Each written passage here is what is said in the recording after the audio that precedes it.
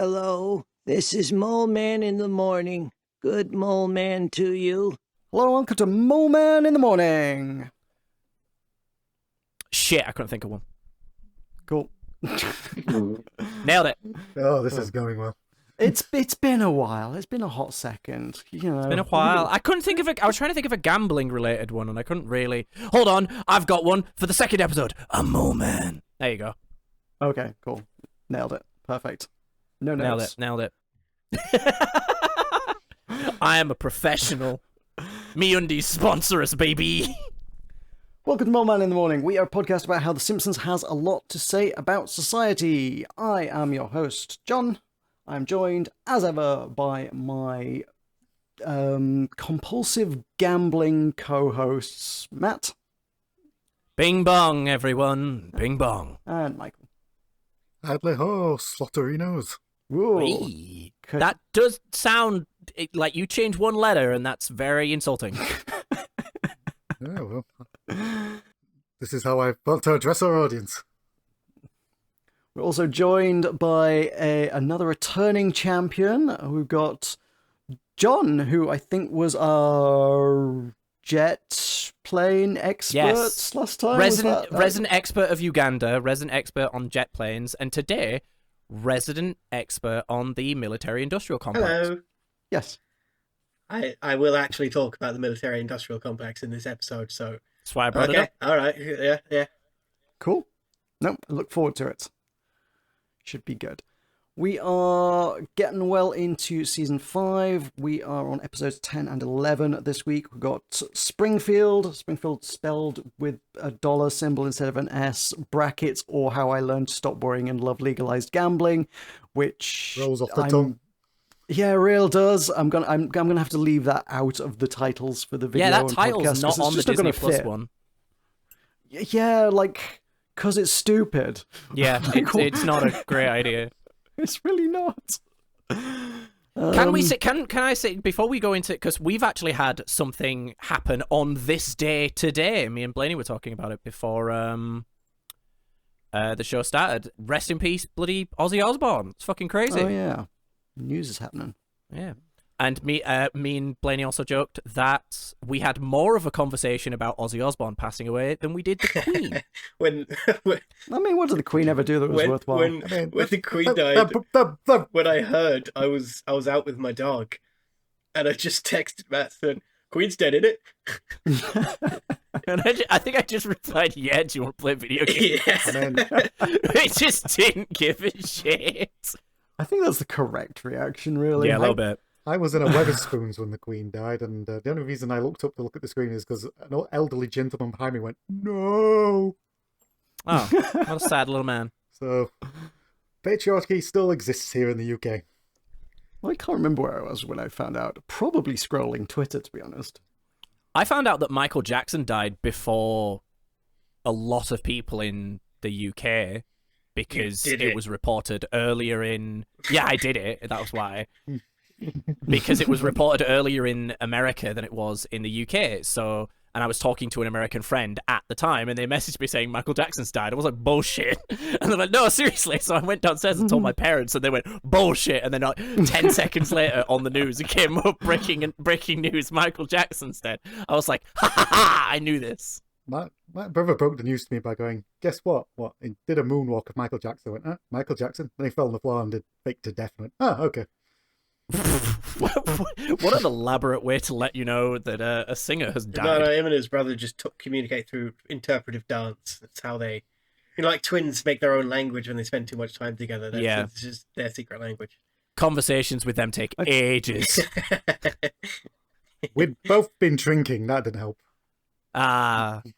I am certain we had this conversation on the Michael Jackson episode, but also, like, at some point, I kind of feel like this is actually probably the third time on this podcast we've talked about the context of Michael Jackson's death. I think we've talked about Michael Jackson a lot on the show. I don't think I've ever told any of you three the story about me finding out he died. Yeah, if you wish, it sounded familiar. Our viewers would like to scroll back for our past catalogue of episodes to find. Yeah, let us know in the comments. Yeah. So Simpsons. Anyway, yeah, Springfield, How I Learned to Stop Worrying and Love Legalized Gambling, and Homer the Vigilante is going to be our second episode today. I was an idiot and couldn't tell beforehand if it was Homer the Vigilant or Homer the Vigilante because I can't read. I never learned how. No. It's a tragedy. It's Vigilante. So reading my notes is really difficult, guys. I know how to write. I know how to write. I just don't know how to read. I'm like Trump that way. And now you can't enter America.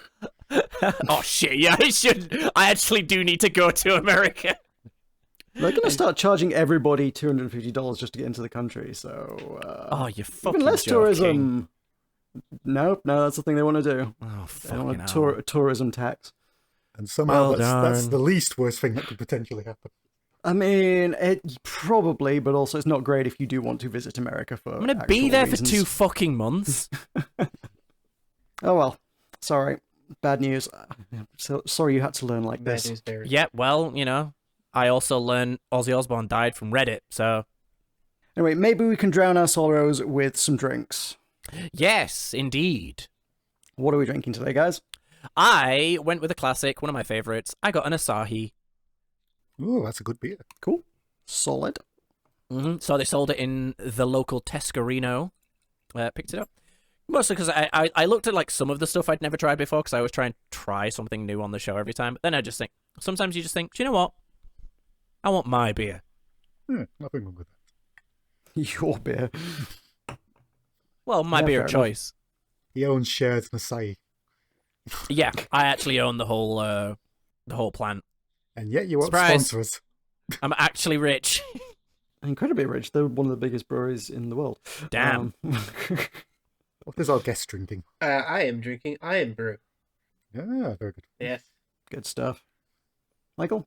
I am drinking Thatcher's Blood Orange Cider because I know it'll annoy Matt. Why would you put orange in? I mean, I don't like cider to begin with. It's piss water. But putting any fruit near like ales or anything that's not wine shouldn't really have fruit in it. That's a very strong What about opinion. cider's made from fruit? Cider is literally fruit. Yeah, and cider shouldn't exist. It's piss water. Ah, I refreshing. think cider's fine, but like if you are wanting to wind people up, like the bullshit sweetened flavored bullshit ciders are a good way to wind me up. So Copperberg. Copperberg's grim. Fuck off, Copperberg. Exactly. That's what I'm agreeing with you, you bell end. I wasn't telling you to fuck off. I was telling Copperberg to fuck off. I can really taste the orange. Ugh. What are you drinking, John? I'm going to bring the tone down further with my banoffee pudding stout from Salt Oh, Brewery. fuck off. What is wrong with you? There we go. That's why I bought it. That's fucking disgusting. Just buy banoffee pie and a beer, you freak. How does it taste? It's very sweet. It is cannot taste good. very it sweet. cannot. It tastes artificial as fuck. Yeah, sure, I'm not. what do You deserve that. Shall I move us on to what happened on this day?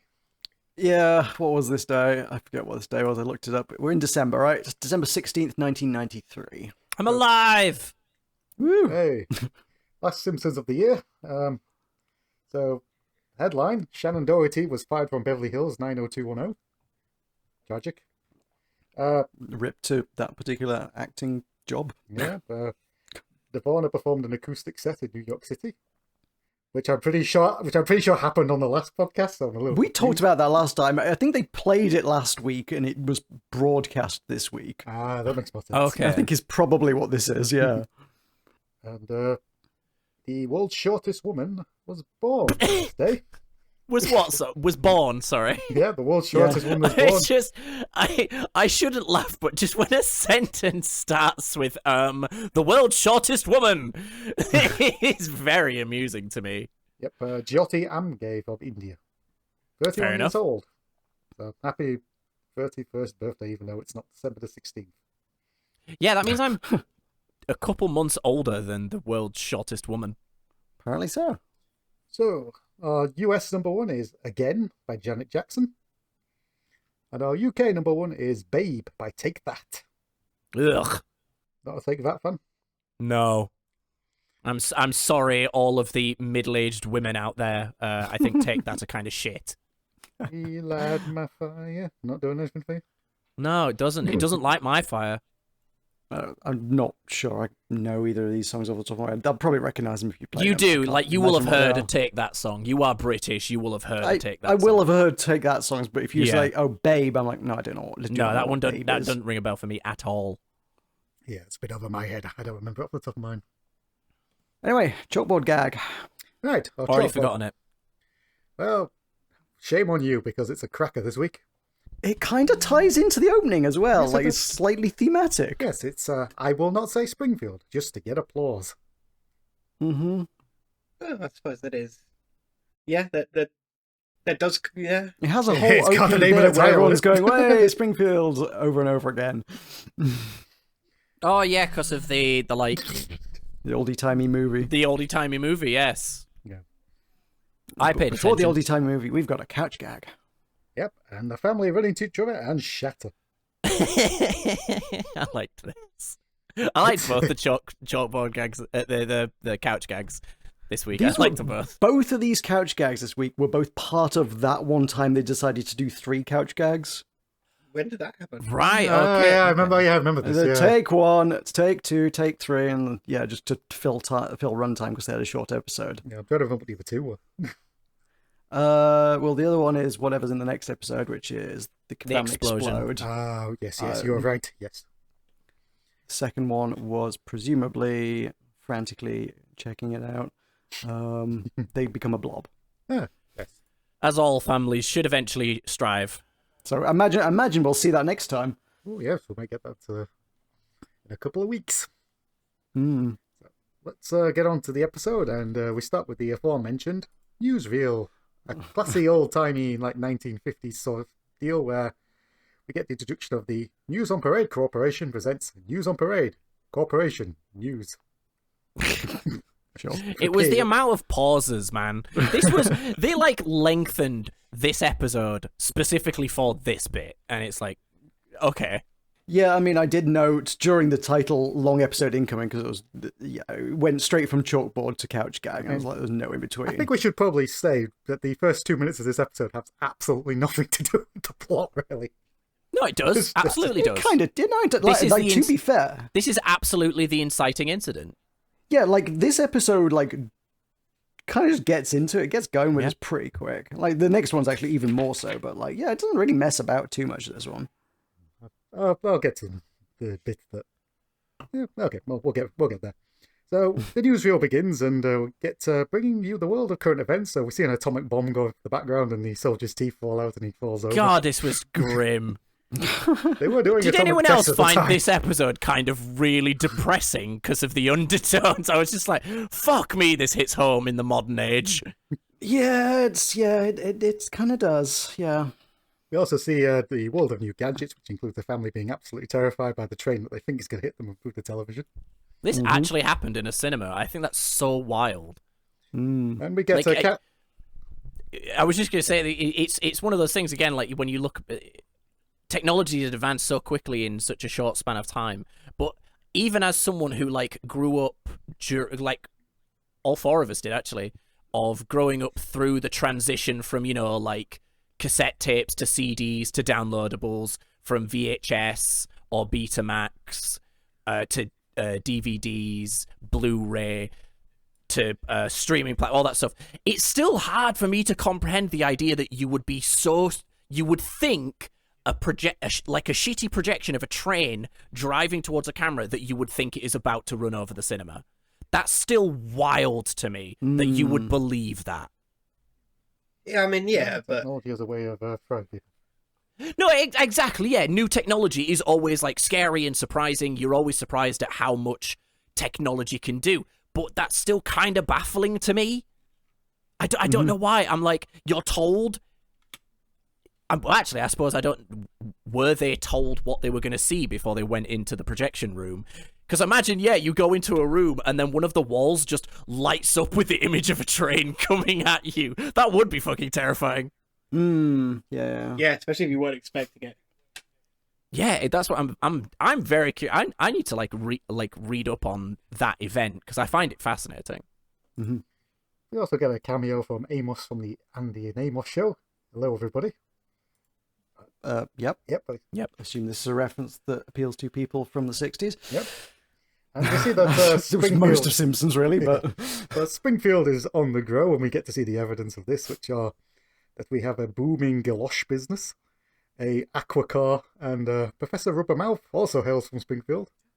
Throughout this entire infomercial, or whatever you want, like news broadcast or whatever, it is still unclear if Springfield is a city, a state, or both.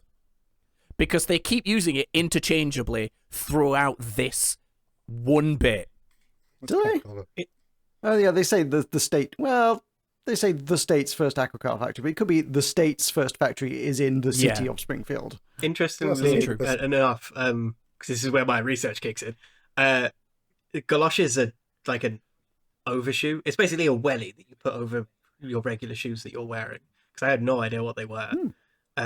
They were quite popular. They're not much around nowadays, but they were quite popular way back when. And it's on the boat cars, essentially.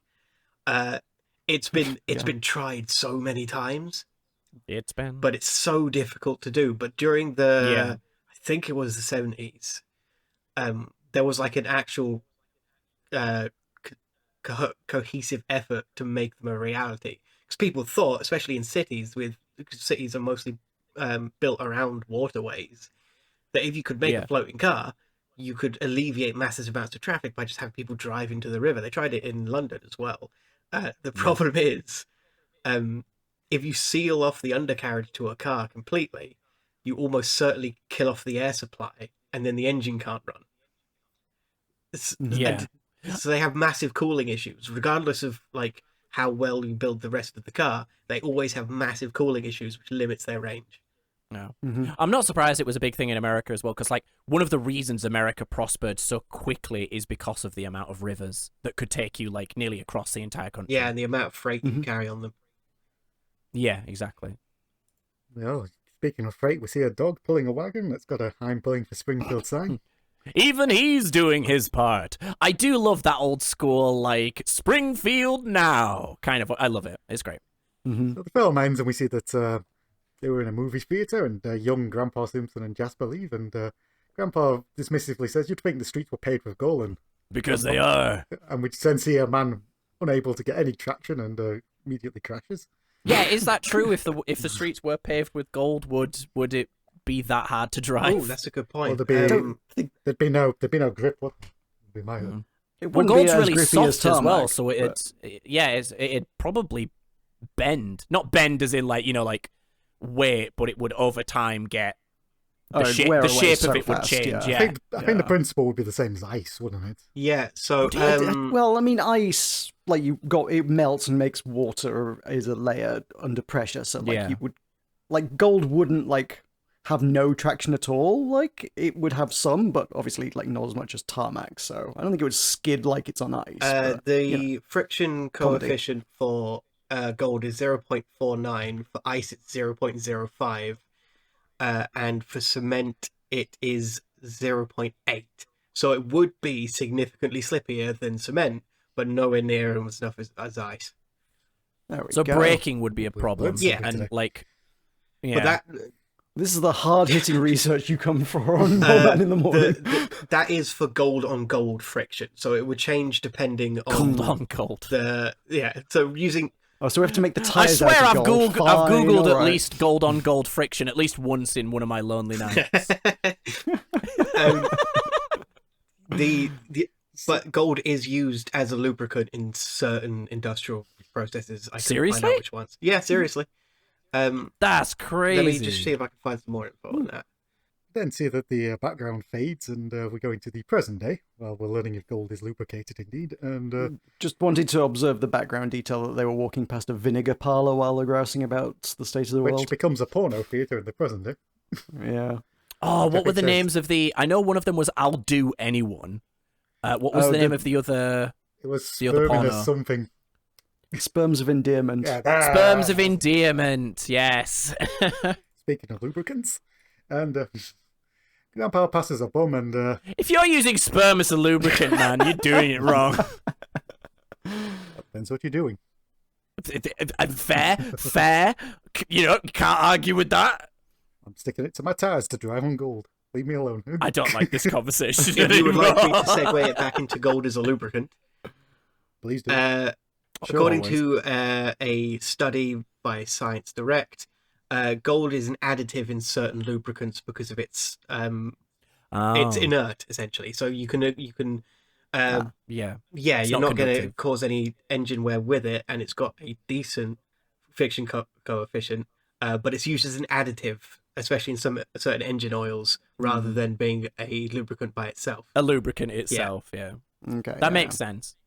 We can see that Grandpa dismisses a hobo that wants his change, and Grandpa complains that everybody wants something for nothing. Then goes into the Social Security office and says, "I'm old, gimme, gimme, gimme." Yep. Yeah, speaking of bits which I feel like are trying to say something about society. Like, my initial reaction there was like, shit, is this a John Schwartzwelder episode? That feels like a bit on the nose, but it turns out no, apparently Yeah, it's not. very direct. Meanwhile, back at the power plant, Homer finds a pair of glasses in the toilet, and Homer does first of all asks for a last chance. He's very polite about it. He checks if anyone's lost their glasses, going once, going twice, and then he puts them on his face without washing them. Yep. And this makes Homer think he's immediately smart as he then begins to break out the fancy mathematical equation of. Does anyone have a crack at this? Because if I say it, I'll get it wrong. It's stupid. It's It's Pythagoras. A squared plus b Pythagoras, squared yeah. equals c squared, except he uses the fancy words for it. So the sum of the squares of the two sides of an isosceles triangle is equal to the sum of the square of the remaining side, but it's not an isosceles, it's a right angle. How quickly As- did you say to your screen it's a right angle before the guy in the toilet said it? Oh, I did. I'm not going to answer that question because I will be judged. Well, the man in the toilet is there to act upon all of us, and Homer's embarrassed. And then we just randomly cut to Henry Kissinger was visiting the power plant. Sure, random jump scare Kissinger in Burns' office. Jump scare Kissinger. Burns then says, we'll keep an eye out for your glasses, and he thinks he's left them in the car. Then we cut to Henry Kissinger's mind where he admits that he dropped them in the toilet. Why he didn't retrieve them from the toilet is never sufficiently explained. Oh, it explains it. There's that like he must like nobody must know that the man who drafted the Paris Peace Accords dropped his glasses in the toilet. But who would have known him pick them out? Oh, they would have known. So we're going to get another awkward pause. The two of them just standing in the doorway. And Burns just walks away from him in the end. Just a lot of noises. Yeah, Yeah. the Paris Peace. I don't know if anyone else wanted to talk about this. Go for it. But Please do. the Paris Peace Accords was the document that ended America's involvement in the Vietnam War. Damn, I did not know that. Yeah, the actual peace treaty itself only lasted one day before it was broken, and America just did not get involved afterwards. It called for a bunch of stuff like withdrawing the US, returning prisoners, clearing mines, all the regular stuff that will go along with peace accords. But almost immediately after it went into effect, which was the 28th of January, 1973, it was almost immediately broken, and the war lasted another 2 years before the North won. I think the deeper subtext here is that, dropping your glasses in the toilet is an idiot move and would be something only a fool would do. So, largely, the Paris Peace Accords were also seen as a fool's endeavour because everyone knew it wouldn't last. Oh. Damn, that's a clever So joke. I think That's the deeper very subtext here is he's already feeling like an idiot because he won the Nobel Peace Prize for this. So the one thing that he really did, everyone knew wouldn't work, and he feels like an idiot, and he can't let that happen again with his glasses. Okay. Very Interesting. clever. Yeah. That's just my interpretation. It might be completely different. Everyone's entitled to their interpretation, and theories are good. We like hearing theories. Speaking of theories, Smith has a theory that the economy's hitting them pretty bad, and Burns isn't too worried about it because he's survived 12 recessions, 8 panics, and 5 years of McKinley-onomics. Okay, note on that one. I had to look this up. I was like, McKinley, they're doing something with that. What the fuck is McKinley-nomics? And McKinley-nomics was president of the United States from 1897 to 1901. Wait, So this definitely affected Burns. That's quite. This is just another Burns is extremely old joke. Absurdly so. I think he's even older than we've ever seen him before at this point. Because that would mean he's over 100 years old at that point. Mm-hmm. Yeah. Smooth has encouraged Burns to fire some employees, and Burns starts randomly firing employees, and sees Homer in his glasses and go, let's keep the egghead, he might come in handy. Again, this hit very close to home. A boss just randomly picking people. Fire you. Yeah. One of those people was Lenny. Yeah, Lenny got fired. He fired Carl too. Did he fire Carl? I missed Carl. Yeah. Carl was just before Homer. Poor Carl. Lenny deserved it. Not Lenny. Oh shit, that totally is. Yeah, no, I didn't pick him on that. Yeah, it's Carl as well. So we go back to the Simpson family home, and Lisa's admonishing Homer because he shouldn't be wearing glasses that weren't prescribed for him. We then see from Homer's point of view, Lisa and just because you're 10 foot tall doesn't mean you can tell me what to do. Unfortunately, Homer is looking at Bart when he says this, and Lisa snatches him off her face. We cut to the news reporter, and Henry Kissinger apparently walked into a wall and is now hospitalized. Couldn't happen to a better man. Do you know at the average walking speed, if you walk into a wall, you will break your nose? I don't actually know this, no. I'll try not to do that. Don't do that. Then cut to Kent Brockman, and Kent Brockman says that the unemployment office is not as happy as it used to be. Yeah, very. And he then says that joblessness is not just for philosophy majors. Useful people are now feeling the pinch. And he then cuts to Barney, and Barney says that he hasn't been able to find a job in 6 years. And Ken asks what his training is, and Barney says he's got 5 years of modern dance and 6 of tap. I don't think this is true, because Barney didn't go to college.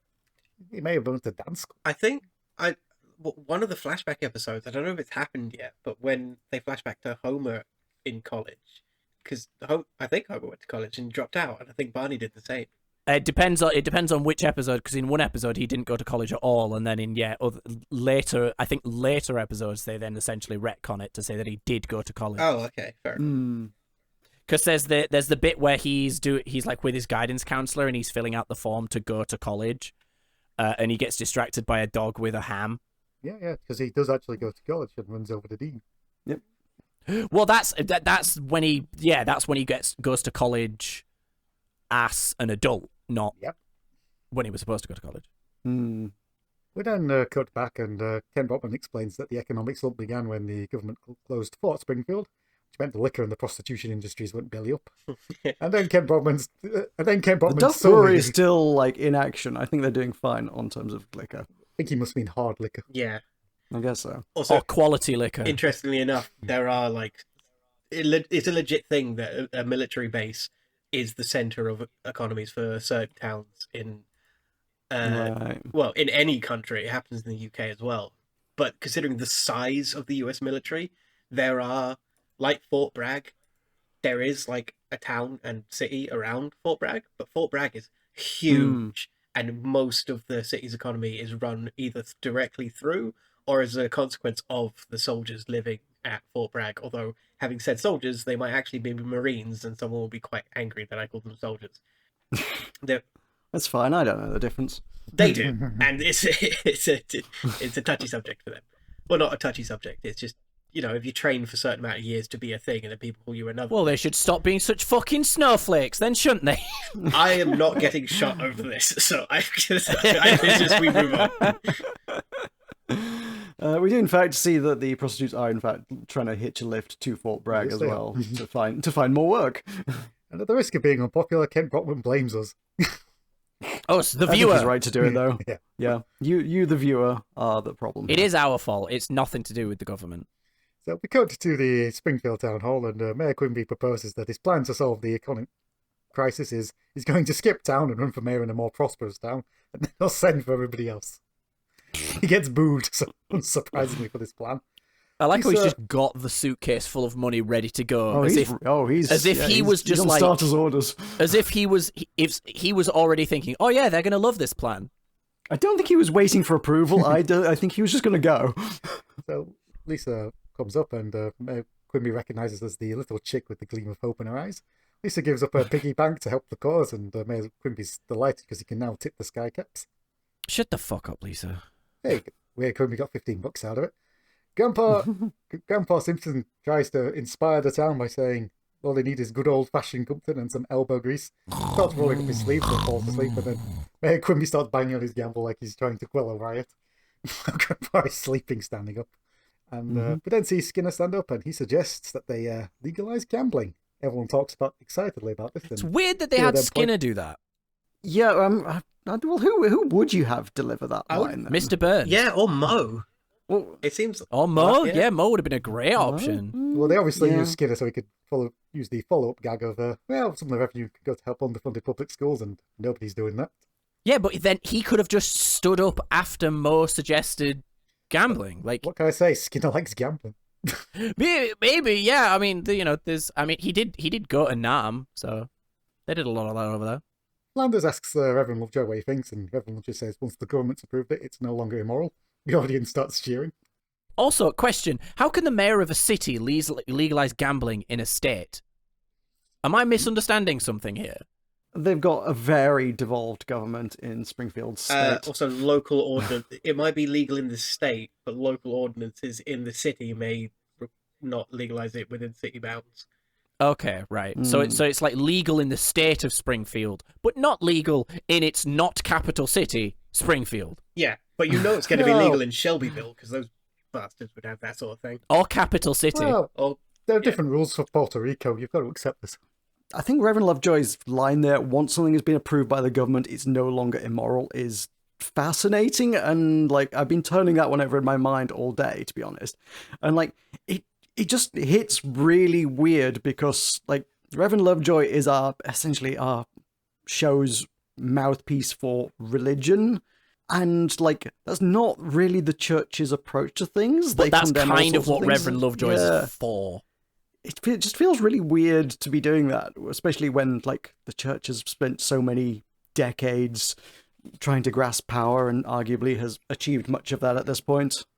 I don't know. I'm trying to make something out of that line. I don't know what to make of it. They show visually that Ned is excited about this. They could have had Ned say it. Or just I don't know. It's just weird. Yeah. But everyone accepts this without question, and Burns says that he's going to build a casino to tighten his stranglehold on the town. Everyone cheers. Barney burps. Everyone cheers. Quimby then asks if there are any objections, and everyone starts grumbling that Marge is going to object. But I liked this. just the automatic, Marge is going to have a problem with it. Yeah. Marge is quite psyched about the whole thing, and Quimby then declares he's no longer going to flee his town. He's just going to sit back and go fat off kickbacks. And everyone is delighted, and everybody runs out of the town hall, Flanders leading the charge, which got a big laugh out of me. And Marge says it's a new beginning, and Homer says we've done something for the children. And then we just go to everybody in the town. Drunken debauchery is going on. The sort of vague implication is that legalizing gambling has caused this, but also yeah, like exactly. this is like immediate. So like it can't happen that fast. I thought it was a time jump, but it wasn't. It was in the same immediate celebration. Yeah. When I cut to the seafront, and Mayor Quimby is quite delighted that Burns is going to build his casino here, and Burns has a flashback to his boyhood days on the boardwalk, and we see that he's in a bumper car, and he drives straight into the legs of a workman, who realizes it's Mr. Burns and just tells him to carry on, and Burns just completely rams into this poor bastard as he's screaming about who's going to look after the little ones. Yeah, this just made me sad. We then go to Burns, and Burns just laughs maniacally, and this goes on. There's been a lot of odd jabs at the Irish of late, and will continue to be. Well, it wasn't necessarily the fact that they were Irish that made me uncomfortable. It was just the fact that I think I've been very clear. I don't like children. So whenever a kid is being a little shit in media, I just think, just fucking throw him into the ocean. But the joke is but I feel like this is one of like about 3 gags this season so far that I know they're it's just like, of the Irish. lol, remember when we used to like discriminate against the Irish? Yeah, I think because the Irish-American migration wave that really like sort of had the same sort of effect as current migration has. Like the same thing happened way back when. I think that was during the 1920s. But during the 1960s and 70s, when the writers for this program were born and were growing up, I think the aftershocks of it were still there. Sort of like Caribbean immigration in the UK. Most of it happened in the 60s and 70s. But we're now growing up with the kids and grandkids of the people that originally moved over, and we're seeing like the effect of what happened and how things went down is now quite everywhere, because their children are more happy talking about it because it wasn't directly happening to them. There's a degree of separation there, I think it's the same thing with Yeah, Irish yeah. Americans for these writers. So a lot of the Irish jokes would be happening because it was quite common for them to have these interactions with Irish American immigrants. Just to It's nice having someone smart on the show. just to change the tone of the podcast for a second. This is what guests are for, actually being smart. We like guests. But sorry, off the top of my head, I don't know for a fact that anything I just said is correct. I just remember that the 1920s were the Irish Americans. It sounds smarter than anything we have to say, so... Yep. We then cut to Burns, and Burns is just laughing at the memory, and we see this goes on for quite a period of time, with him in the shower, bath, in church.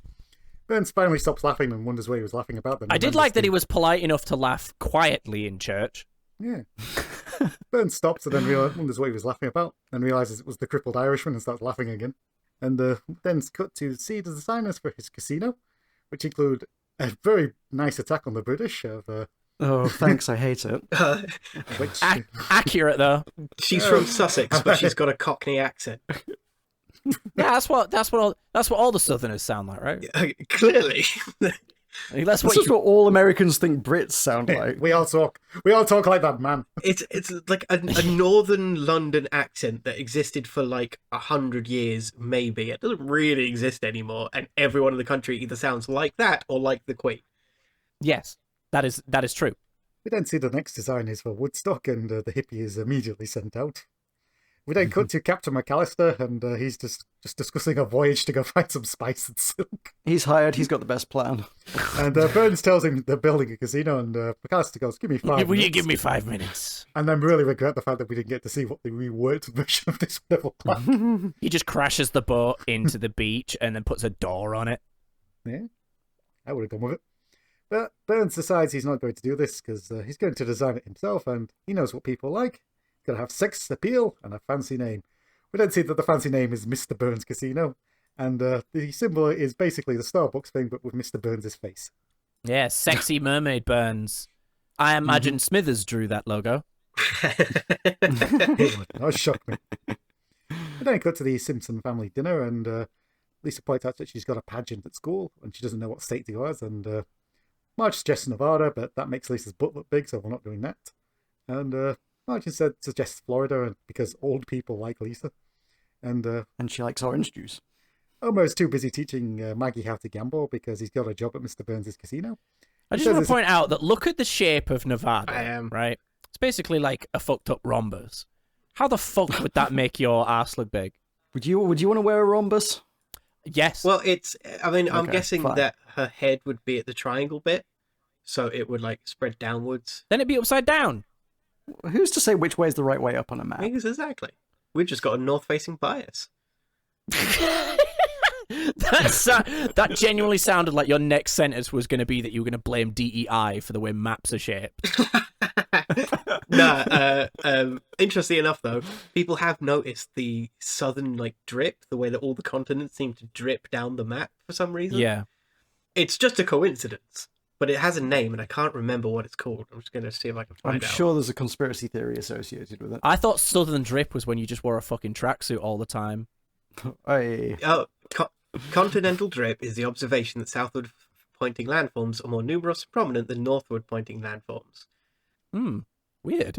It was, first observation first made in 1973 as a joke, but there's no reason for it. It's just the way things worked out, but it's quite interesting.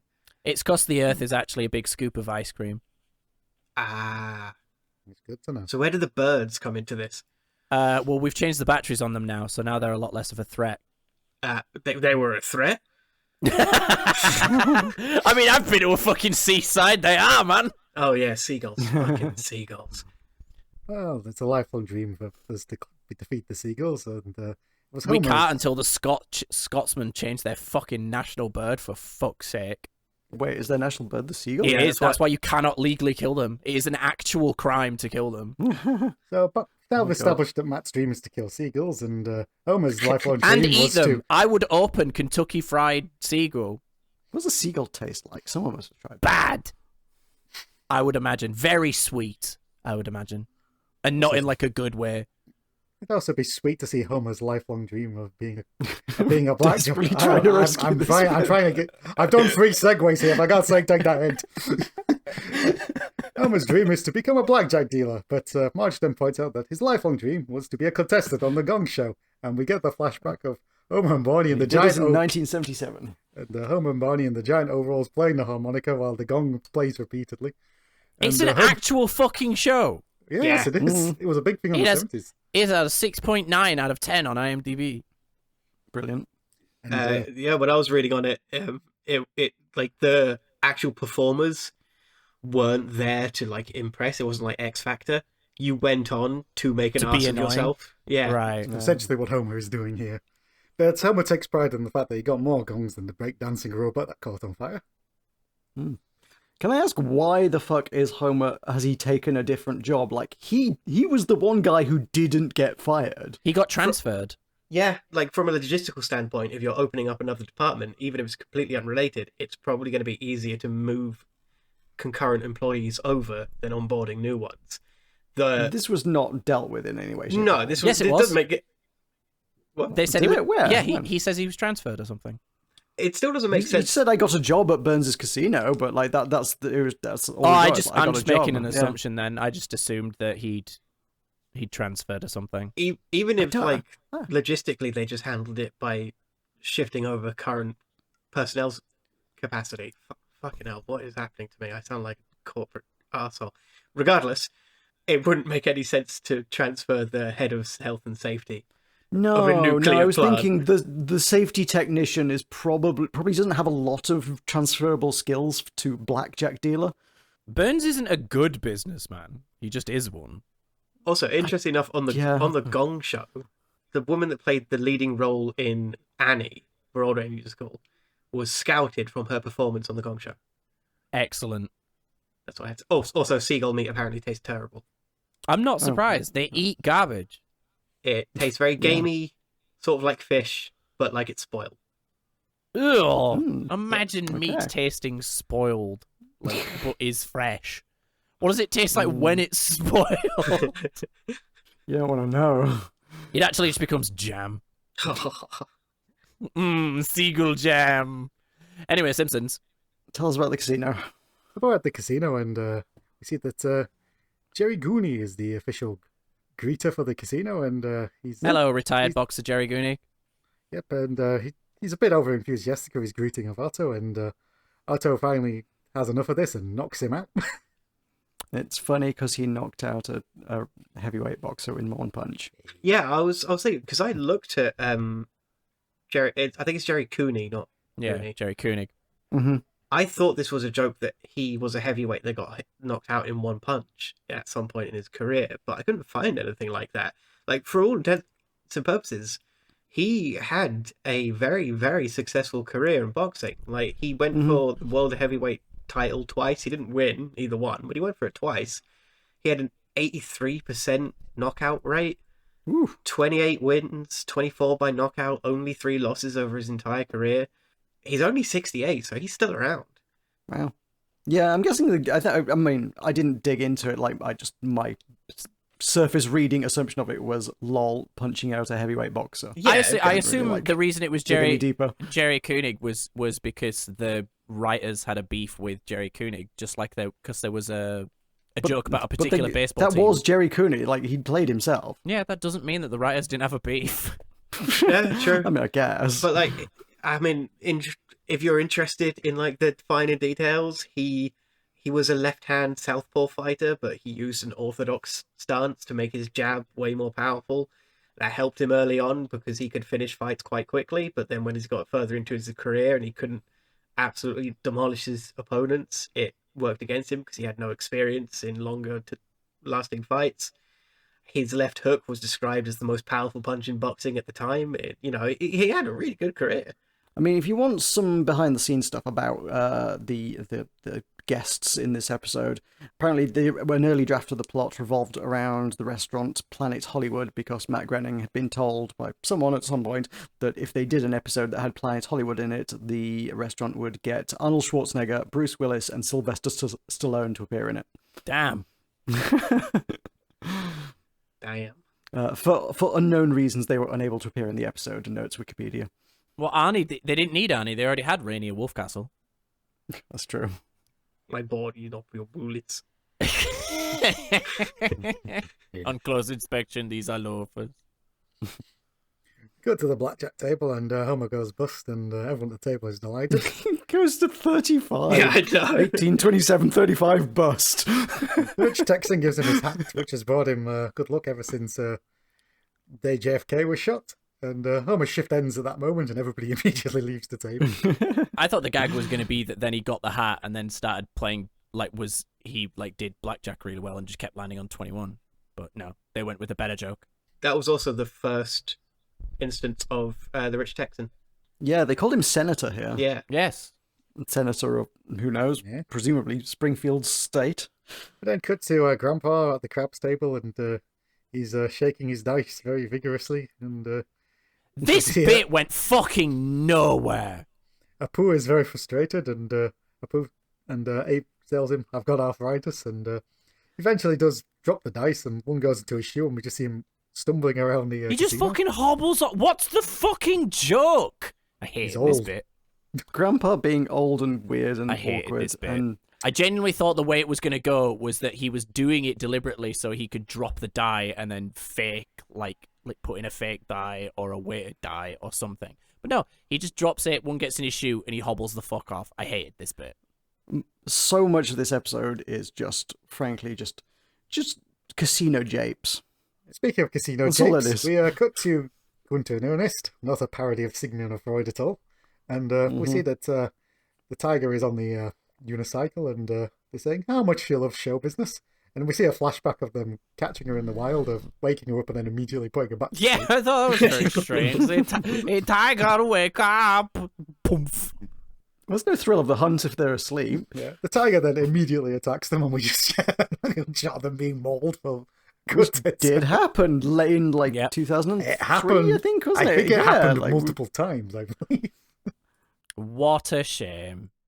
Yeah, the writers did weigh on this, and they dismissed the novelty of the prediction by saying that it was bound to happen sooner or later. Also, it's a Simpsons predicting thing. Like they, Oh yeah. The actual attack on Sigmund and Roy, Siegfried and Roy, was like a decade after this episode or something. I damn, think it Yeah. bit his arm off, if I recall correctly. good God. I can't remember which one it was. I think it was Roy. dickhead. I think it was Roy. Yeah. We then see that Bart is playing the jackpot himself and he wins, and one of the servers comes up and goes, wait, are you Are you over 21? 21? Then Bart asks if he's over 21. He says, you? I'm not Not authorized to authorized to answer that. Bart gets thrown out of the casino saying that the martinis suck, and the boy starts insulting Bart by saying, what's he going to do, start his own casino and have all his friends come? I'd like to see that. We cut to the next scene, Bart has opened his own casino and the They kid has sure actually showed come. me. The kid has actually come and Bart. It is a tremendous little joke, that. There's a bit here that I'm going to have to skip over on my note page because it's not in this episode. What? That's all good. Yes. It involves Bond. John will know what I mean. Oh, yeah. Ba-da-ba-da. There's a note I spotted on Wikipedia that said there's a deleted scene that did involve James Bond that they liked enough to keep in one of the clip shows in a later season, so we will eventually see the James Bond bit, but I can't remember what it actually was. Well, we'll save that for when we come to it in the actual I'll novel. save that for the 138th episode spectacular. You'll get that in about 3 years, folks. Something like that. What a specific spectacular. Yeah, I can't remember if there's any rationale for that. We'll get there, I'm sure. Then cut to Marge visiting Homer in the casino, and Homer says, it must be embarrassing for you to be in here after your tantrum, and Marge points out that she was for gambling, and Homer says, nope, it's strike free, because he's got a memory of exactly what happened, and we cut into Homer's memory, and Marge is nagging about the casino, and Homer The is... colours have been swapped as well. You can't even remember the colour of Marge's hair. We then see that Homer is this ripped, muscular man. Apu I has like 3 both heads. Homer. Yeah, I know. In his memory, that's what he looks like. It's fantastic. Homer, in his memory, also takes a phone call from the president, and Homer begins recounting what he said to the president, and Marge has walked away. I appreciated that. I too would eventually just walk away.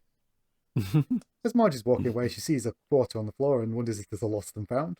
Instead, she just Very Marge. instead just puts it into the slot machine and she wins. And see that the rush was a bit too much. And as the music tone changes, and Marge goes back into the casino. Have you guys Plus, ever played the slots? No. In like an amusement arcade at the seaside. I've played fruit machines in a pub. Does that count? Yeah, I suppose so. I've just never played any kind of slot machine. No, I've never had the temptation.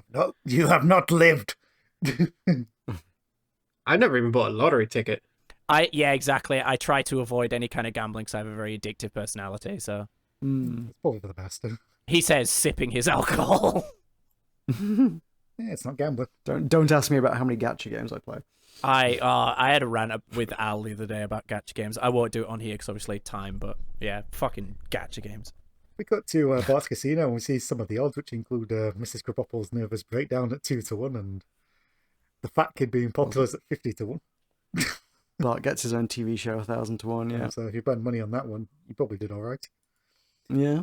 I think that's a joke because didn't we talk about this a while ago? They were considering a Bart specific show, but like canned it very early on because they were like, no, Simpsons. Mm. We then see Bart doing the rounds, saying hello to everyone, and see that tonight is Millhouse and next week's an evening with Jimbo, and Yep. we then see that Millhouse is doing a magic act with the cats, and virtually the act does not go well. It just ends with Millhouse being mauled by 2 cats while everyone applauds. Yeah, everyone seems to like it. It's fine. Way better than what he had planned. Meanwhile, back at the casino, Homer is with the Dustin Hoffman lookalike. Tom Cruise is also there. And Yeah, Oh, probably. is that what that was supposed to be? Probably the most sensitive portrayal of autism that Simpsons is capable of. yes, Yeah, Rain Man begins, and we see that he used his autism to do the card counting, and he needs to leave the table. Homer won't let him go. This ends with everybody just slapping themselves in the head, screaming, ah. Yeah, I really hated this. so what was this a reference to then? Like, I Rain did Man. not, like, The movie it Rain is Man. Yeah. Okay. It's Oh, Dustin okay. Hoffman singing. Yeah, I didn't get this. Yeah, Rain Man has also since gotten heavy critique for its portrayal of autism. Okay. Because right. it's yeah, like, no, that's I didn't know not what this was. I just knew I did not like that scene. No, As someone who is vaguely familiar with autism, yeah, that is absolutely a thing. But someone who would react to that in that way would absolutely not be able to cope inside a casino. yeah. There would be no. way too much stimulation, too much lights, too much noise, too many people talking. They would have reached meltdown point very, very quickly already. Mm. To be able to get to that, having that sort of visceral reaction, like that's quite not, I wouldn't say severe, but that's other things would have got in the way before that point. It's not something you can just muscle through. It's a disability. Mhm. But the actual specific thing that happened, yeah, that does happen occasionally. Mm. Like, Yeah, but it's- it's the thing of it's not being played The to laughs. inform people of the difficulties of autism. It's done because lol, look at the strange person. Well, Yeah, Look at Homer it- pretending to be Dustin Hoffman. yeah, it is played up just for laughs, which nowadays, yeah, that's disgusting. It's like if this was shown on TV now, it would quite rightly get the shit kicked out of it. I'm forgiving it because of how old it is, because at the time, autism Yeah. wasn't really well known at all. Like, No, of course, yeah. I'm not. Yeah. Yeah, I'm saying it made me uncomfortable now. yeah, no, I'm that's fair, sure. that's fair. I'm sure if I'd watched it when I was a teenager, I would have thought it was fucking hilarious. Yeah, it didn't make me uncomfortable. I just didn't understand the reference. Yes, it's a reference to Rain Man. Yeah, I was Yeah, I just found it uncomfortable because it was just like, it just felt like The Simpsons making a gag of somebody having an autistic meltdown. I was like, that's not funny though, Yeah, I agree. because I didn't get the reference. We then cut to Mr. Burns, who has gone all Howard Hughes on us, and he hasn't slept since the casino's been opened, and Burns says nothing could stop them except microscopic germs, and he says, we won't let that happen, and Smithers looks suitably... Freemasons control the government. That bit hasn't happened yet. just to interrupt, you said Howard Hughes like you already knew who he was, because I went on a fucking dive when I looked into this guy. Like, Yeah, but it's an interesting story, isn't it? it is insane. Like, he's just trying. I don't know if you have the other two. Did Nope. you look into it? Did you know about him? I was aware of him because his character it also appears in one of the early James Bond movies, and is a parody of his character. It appears in an early James Bond movie at any rate. Oh, okay. So I knew of him from that. I'd never heard of him before. The only way I can put it is he was the equivalent of Elon Musk of his time, without the Nazism. So for the benefit of the audience who may not know this, Howard Hughes was a very rich man in America in the 80s who, towards the end of his life, engaged in some very interesting behavior, which we'd now consider some pretty serious mental health illness. But at the time, everyone just went, "What the hell?" Yeah, it wasn't the 80s. He was dead by the 80s. It was it was between the 50s and 60s that he started going off the deep end. He was an aerospace engineer. He owned some stuff. He got into filmmaking as well. He's the reason why I talk about aerospace later on. He had OCD, but he also he was in a nasty plane crash because he would test his own planes, which left him with almost death and in quite a lot of pain. And that mixed with the OCD, towards the end of his life, he became obsessed with germs. He became a shut-in. It got really, really, really bad. He did, however, make some films they're not so famous now, but their remakes are. So Hell's Angels, the original, and Scarface, the original, were both films that he made. Damn. Yeah. I believe there is a Leonardo DiCaprio film about his life, or part of his life. Yeah, he was hugely influential of the time, basically a household name for being both rich and also very talented in lots of different things. He was, if you imagine Elon Musk's reputation like 2012, before all of this, that, he hugely successful, very good at lots of different things, fingers in a lot of different pies. That was Howard Hughes. We cut back to Marge's still on the slot machines, and Maggie's spitting a pacifier up into the air, and it lands in a patron's coin mug. And as Maggie goes after it, she's inadvertently picked up and put onto the table, and the gambler says a baby on the table is good luck. He immediately gets snake eyes, so doesn't win. Maggie ends up on the floor next to the tiger, and as Ernest and Gunther, I think, are trying to get some action for their party, we then see that Maggie starts pulling on the tiger's whiskers, and Barney, good man that he is, swoops in to save it. And Barney then points out to Marge that she needs to keep more care because her son was almost eaten by that pony. Yeah. And Marge says she would never have given herself, immediately puts a pacifier into the baby's mouth. And From her hair. Barney points out that's Got to store it somewhere. Barney says that's compulsive behaviour, and then thinks he's going to get a free beer, but he drank someone's quarters, and Barney starts burping out quarters, and everyone gets very excited that Barney is paying out. This guy's paying out. just to interrupt, this joke made me giggle obscenely much just because of the actual physics of what's going on. Because the joke is that many coins. No. The joke is the setup is that from your perspective, it looks like the drinks are on the tray, right? Right. So they wouldn't look that way from Barney's perspective. Does that mean that the Simpsons see in 2 dimensions from our perspective? Right? The other reading there is that Barney saw the coins, didn't particularly care. He just saw a cup and grabbed it, regardless of whether it was on a serving tray or not. I've got to be honest, I read this completely differently. I read it as the first 2 were drinks, and then the third one... Oh, yeah, the first 2 were definitely drinks. There was a waitress walking around with two glasses of free beer, but from the camera's perspective, there was a third. It looked like a third one. The waitress pulls away with the tray, leaving the one sat on top of a slot they're the machine. same Barney cup, grabs that as well. To an adult alcoholic, it doesn't matter that they'd be in different places. He just saw 3 cups. And to him, they all contained alcohol. So you drank 1, drank 2, drank 3. I'm not poo-pooing your theory. I think your theory is very funny. I'm just saying that is how I read the scene. That he just saw 3 identical cups. Because he did also just steal it off the top of someone's slot machine, not from the serving tray. Yeah, but again, like I said, because it was an identical cup, he was just too big. Again, compulsive behavior. I didn't realize that the first two were drinks on the thing, so that does make sense that he would just drink the first two, their beer. There's a third, gimme. Yeah. Yeah. But I don't know if it's in a Treehouse of Horrors that has happened yet, but there is that one episode where they go to a 3D dimension. So they know they're in two dimensions.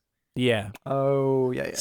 Canonically, they as canonically as Treehouse of Horror is. Treehouse of Horrors are not canon. Well, but... I believe they are, and I will physically fight you over this. I'm going to Wales in a couple of weeks. I'll mess you up. This took a weird turn.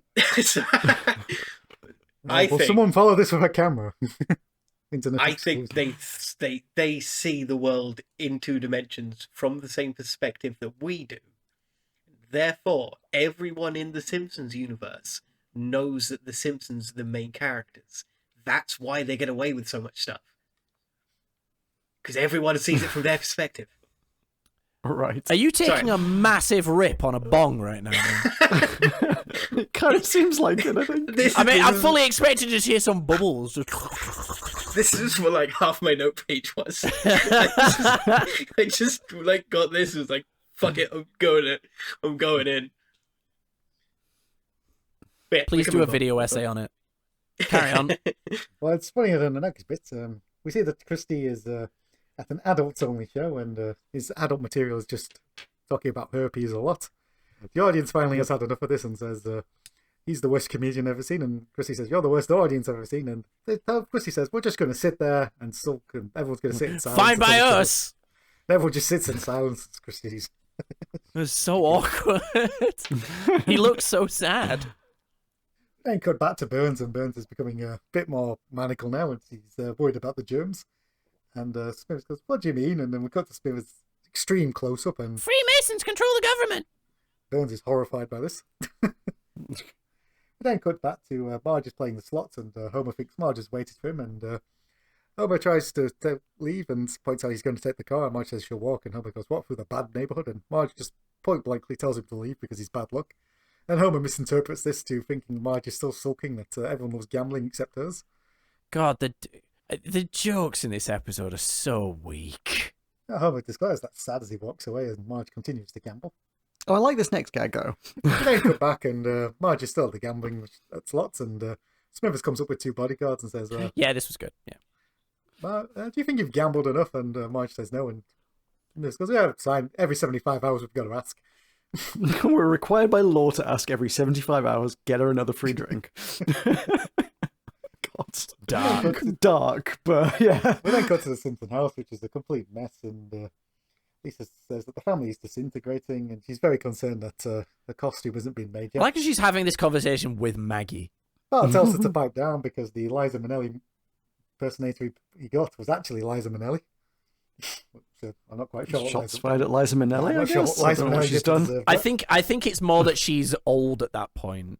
I guess. Yeah, I tried to find out who Liza Minnelli was, but I misheard the episode and I could not find it through any of my Googling.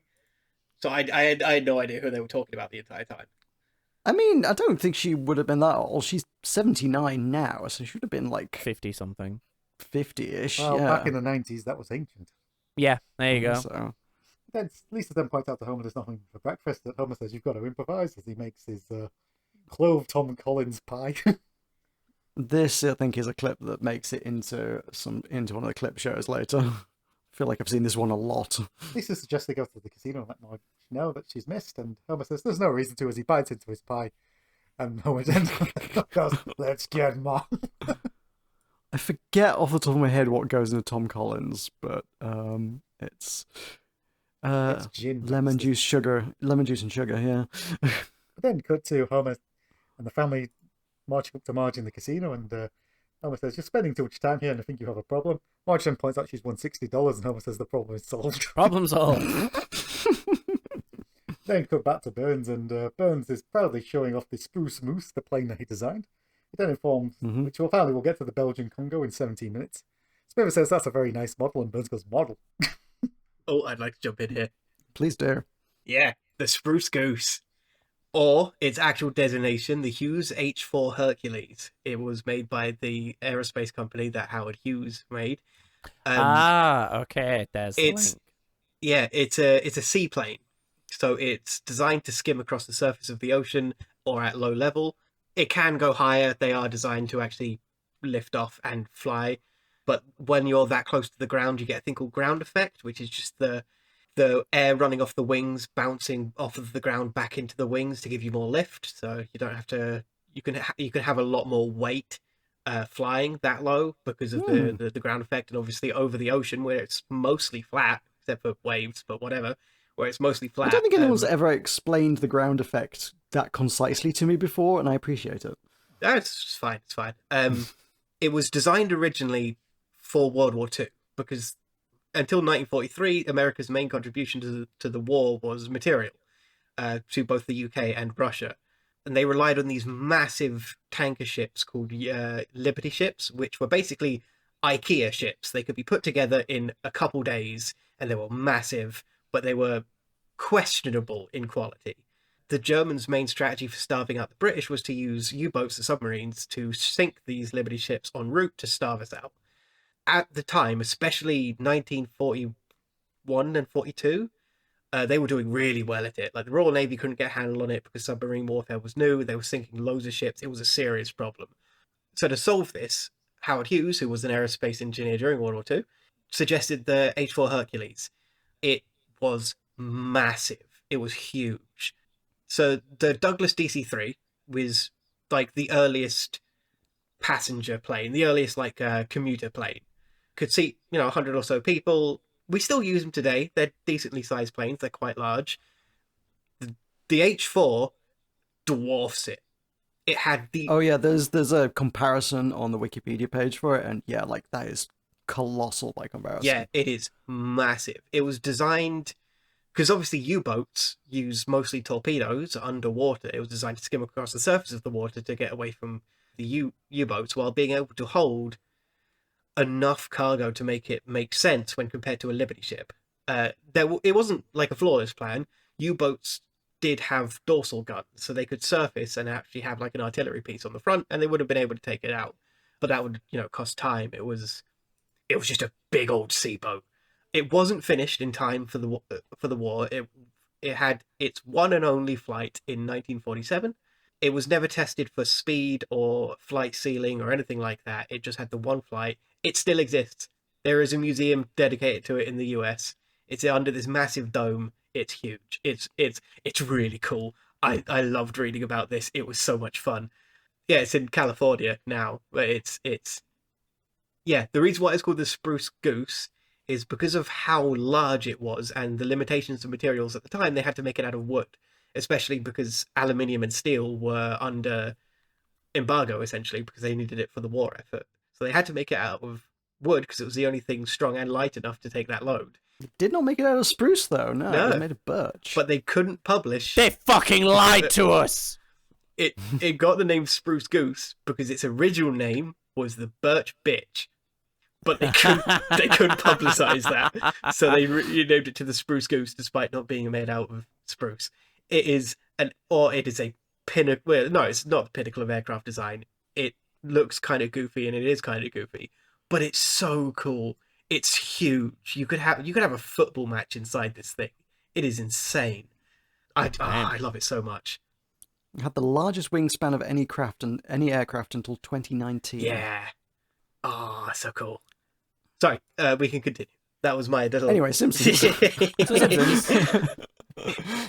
Sorry. Well, yeah, so this is where I was here. So, we're back to the family home, and Lisa comes into the room crying out for Marge, and because she's had a bad dream, and Homer says, "No, you just tell me all about it." So Lisa starts going into a bad dream and dreamt that the boogeyman was after her. Homer immediately panics and declares that Lisa needs to nail the window shut, and he's off to get the gun. We then cut to Homer kicking. I could have sworn this bit happened in a previous episode. It's a very moment. I was very surprised to see this. I think you're thinking of the Cape Fear one where Homer leaps in with the chainsaw. No, I could have sworn the boogeyman thing had happened before, but I guess not. It's just weird. Homer kicks Bart's door down and goes, "Bart, I don't wish to alarm you, but there may be a boogeyman or boogeymen in the house." Can you get the extreme cut of Bart screaming? Marge comes home and we see that the gun has been fired several times because there's holes in the door. The house is barricaded and Homer's pointing the shotgun at Marge. And Marge asks what happened, and Homer says, just the small matter of the boogeyman. Homer throws the gun across the room. It goes off, and Homer says, if Marge's been here to stop him acting stupid, this wouldn't have happened. Which is fair. Marge vows to stop hanging out in the casino, and Lisa goes, will you make my costume? And Marge promises to. And Homer says, everything's all right. And he trips over the futon, and we get the classic 80s, 90s laughing sitcom. He doesn't say everything's all right. He says, just like on TV, Yeah, and then you get the canned laughter, yeah. We just get the canned laughter sitcom moment. We then cut to the next scene, and we get our other guest actor on, so Bart is at the airport holding up a sign for Robert Goulet, and Robert Goulet says, "Oh, are you from the casino?" Bart says he's from a casino, and Robert He's says, from "Yeah, a casino. Yeah, good enough. Good enough. Let's go. So Smithers has to point out that Goulet hasn't actually done the original casino, and Ben says, "Let's fall out Jim Neighbors."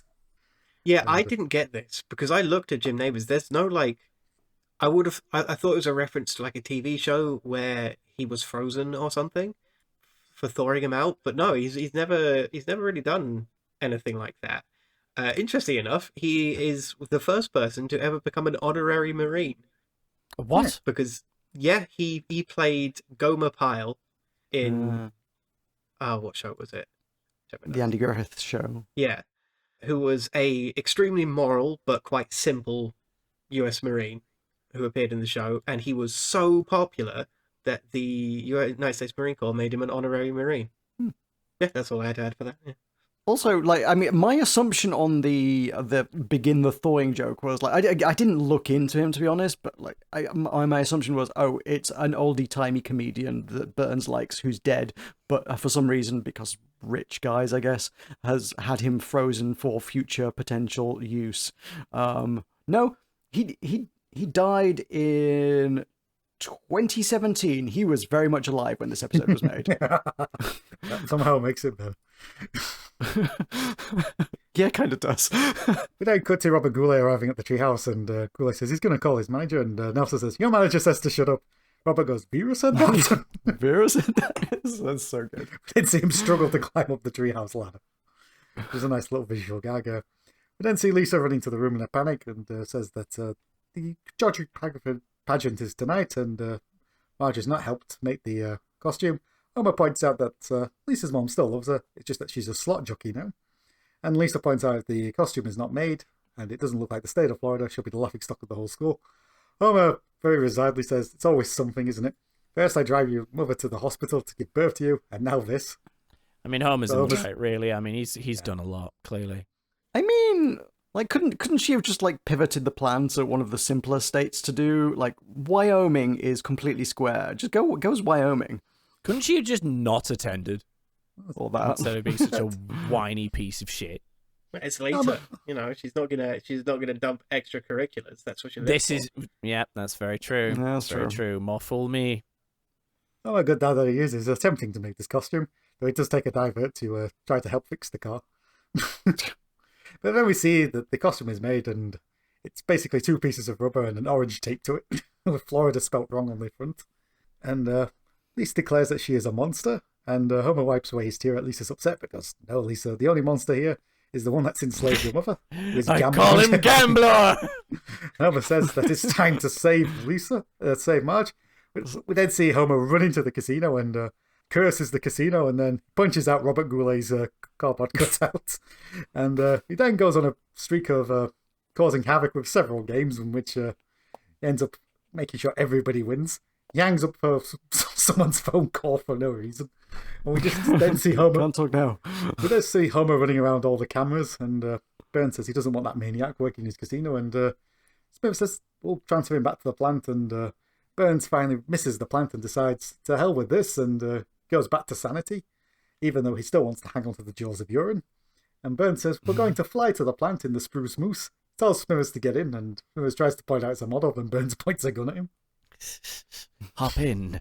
And we then see that Homer is still running around, and he finds Marge at the slot machine. He physically picks her up and throws the machine to the floor, then starts speaking in gibberish. Marge tells him to slow down, so he says the gibberish. So he says the gibberish again in slow motion. You're gonna further rudder. Marge tells him to think about each word, and then Homer points out that she broke the promise to Lisa. And he gets upset telling the story about how everybody cried, but Maggie laughed. And she's such a trooper. Homer gets Marge to admit that she has a gambling problem, and Marge says, maybe I should get professional help. Homer points out that's too expensive. No, that's too expensive. Just don't do it anymore. Just don't do it anymore. We come back to the treehouse, and Robert Goulet is singing the classic Jingle Bells, but the Batman version. My favorite Christmas card I ever got my dad was a picture of Batman stood like on the top of a building crying, just saying, "I don't smell." It's so good. If one digs back into the archive of Tom Scott's videos, he did a very interesting, like, data-driven dive into the origins of, like, the variants of Jingle Bells, and, like, traced quite a lot of the origins of it back to this episode specifically. There are hundreds and hundreds of global variants on things, and most of it is, like, it just came from this episode. That's crazy. So thanks for that, Robert Goulet. You're welcome. He thanks the audience, hits Milhouse in the face with the microphone. But he does apologise for it. We cut to the actual geography pageant, and Lisa turns out to have won with Ralph because Skinner's under the impression they made their own costumes. Ralph points out he's Idaho, and Skinner goes, yes, of course you are. I'm Idaho. Of course you are. Then see Marge and Homer walking out of the casino, and Homer points out this is the first time in his marriage he can look down at Marge, and Marge says, will you forgive me? And Homer says, sure. And Homer starts going through all the examples of things that he's done wrong, which included stealing watches from Sears and letting an escaped lunatic into the house because he was dressed as Santa. And Homer's response to this is, well, you have a gambling problem. Marge then points out if you've forgiven someone, you can't throw it back in the face, and Homer's quite annoyed about this. Marge kisses him on the cheek, and they start walking into the sunset, and Homer goes on to another one, and Marge has to cut him off. No, I forgot already. And that's your episode, folks. Yep. It was fine. Yeah, I didn't like the ending. I didn't like this episode. Because the sort of a small thematic theme that went through the whole thing is Homer being good luck for people. You know, he wins everyone the card when he's actually working there, and then on his mad charge to Marge, he interrupts a bunch of people's games and makes them win. When Marge had called him bad luck, so it's this sort of Marge thinks he's bad luck when they're together, but he's good luck. He's good luck to everyone around him, including Marge. And then at the end, they ruin it by him basically mocking her for having a gambling problem. I feel like the episode should have ended 30 seconds sooner. That whole last scene on the pier was unnecessary. Yeah, I mean, I don't know what they were doing in this episode. This episode feels like it had a lot of opportunities to say interesting things and kind of blow it, because, like, I recalled this episode having more to say about gambling than it realistically did, and my first note on the episode was, I'm fairly sure this had something to say about gambling, and, like, my final note on it is, somehow this turned out mainly to be a vehicle for casino japes. It was just a lot of unconnected bits that were, like, amusing in their own right to varying degrees. This episode but, like, was Beans. Ultimately, I don't know if that's a good thing or not. Is Beans a good thing or no, not? It's bad. It's Beans means whatever you want it to mean at the time. I actually liked the episode.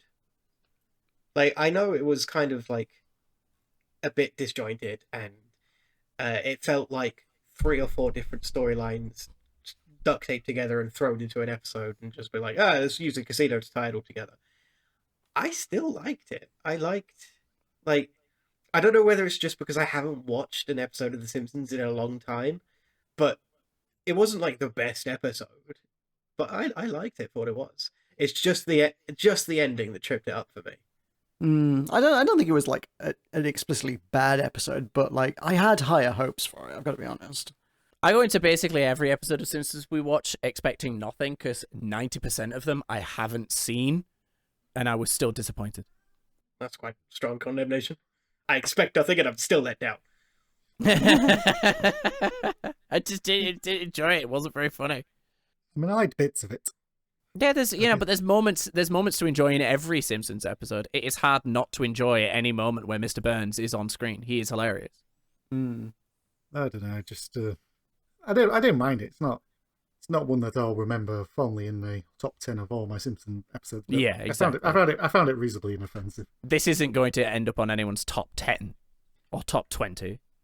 So let's give it some outs of Homer's, shall we? I'm giving it a gambler out of Homer. I call him Gambler. Sounds more glamorous than it actually is. Okay. John. I'm gonna give it a 24 blackjack. It was close, but just went over the mark. Ah, clever. I gave it a Marge's gabbling problem out of Homer. We will never talk about it again. Fair enough. I gave it a roll of the dice out of Homer. No elaboration, you just leaving it there? Well, I mean, some rolls are good, some rolls are bad. Yeah, makes sense. Had good bits, it had bad bits. I was going to write, like, what this episode had to say about society, but if it isn't obvious what this episode had to say about society to any of the viewers, please just find the nearest school bus and get on it. Interesting enough, I didn't mention it at the time because things were, conversation was flowing and I didn't want to interrupt. McKinley-onomics. Oh, yes. He relied heavily on tariffs. I also noted this, yes. Oh. Yeah, he was a tariff guy.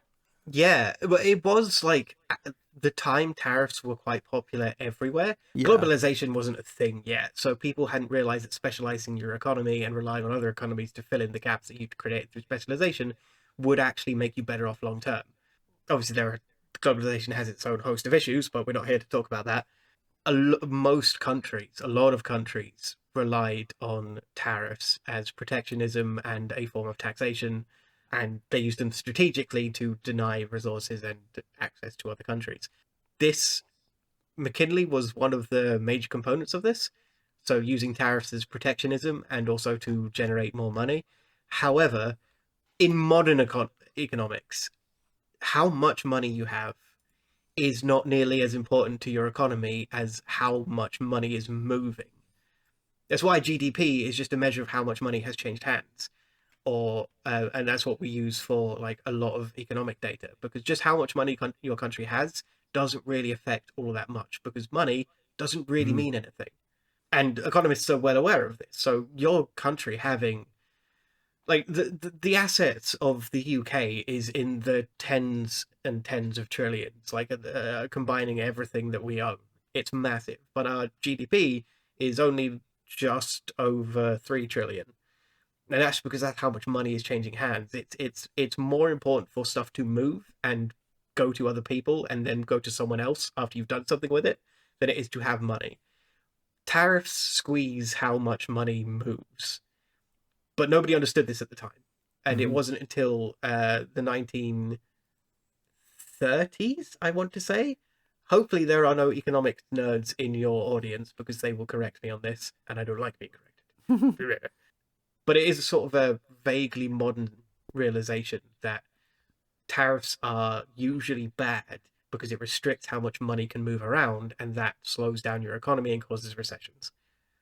But yes, I didn't want to bring that up in the middle of the episode because that's quite dense. So moving on to the next episode. Homer the Vigilante, which aired on January 6th, 1994. We are into 1994 now. Crazy. First episode. I was not alive yet. What a bastard. Something fairly substantial happened. There is actually a news event this day, yeah. Fucking hell, it's been a while. The US figure skating champion Nancy Kerrigan is attacked by Tonya Harding's bodyguard at the US Championships in Detroit, Michigan. Oh, damn. So, of course, this is very famous. The leg-breaking thing. Yes, the attack was live on television, and there has been a movie made about this whole thing. Yeah, Margot Robbie, it's good. I believe that Tonya Harding is still banned from figure skating. I mean, I don't think she probably wants to at this age. You never know. She's still sat at home, just like, I have a dream. I have a desire. Dreams never die. So, music charts. The US number one is Hero by Mariah Carey. I think most people know that one. And is it the I Need a Hero Midnight thing? No, that's When a Hero Tyler, isn't it? Comes Along. Then no, I don't know this song. No, I don't know that one. So, the UK number one is Twist and Shout. I do know that one. Yeah, what a Pliers, cracking- featuring Jack Raddox and Taxi Gang. Yeah, I couldn't have told you the name of the artist. What a cracking, Yeah. terrible song. It is objectively terrible, but it's a great song. Right, shall we get into the episode? Oh, go on Let's have then. some title gags, go on. Right, so our chalkboard gag. I am not authorized to fire substitute teachers. Why would the substitute fire teacher believe that he was? Substitute teachers, like, are very pushable around by kids, I think. I guess.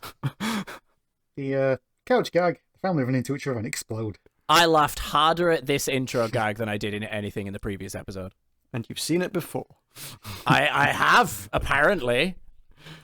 I didn't know I had, but I genuinely did laugh harder at this gag than I did at anything else. Just a well-timed, stupid explosion. It was great. Mm-hmm.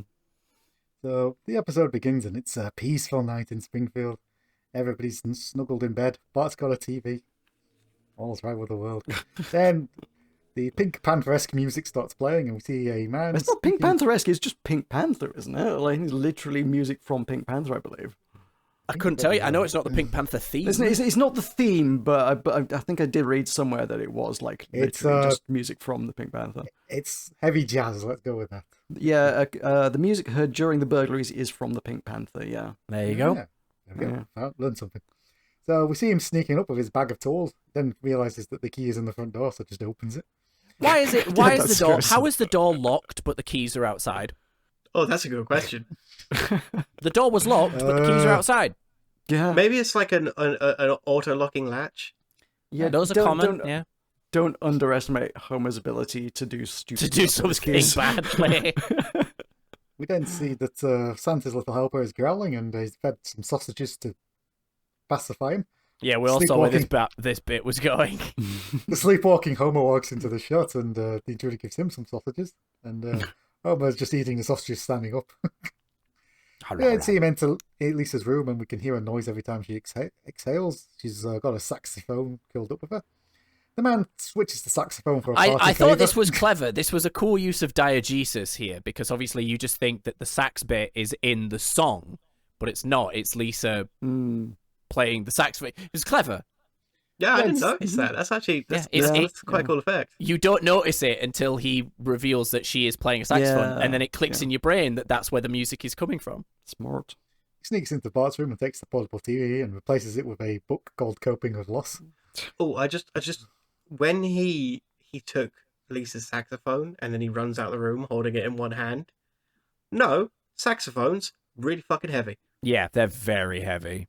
Like, you've got to have like a proper neck brace, and some people have like hip braces to carry them for hours at a time.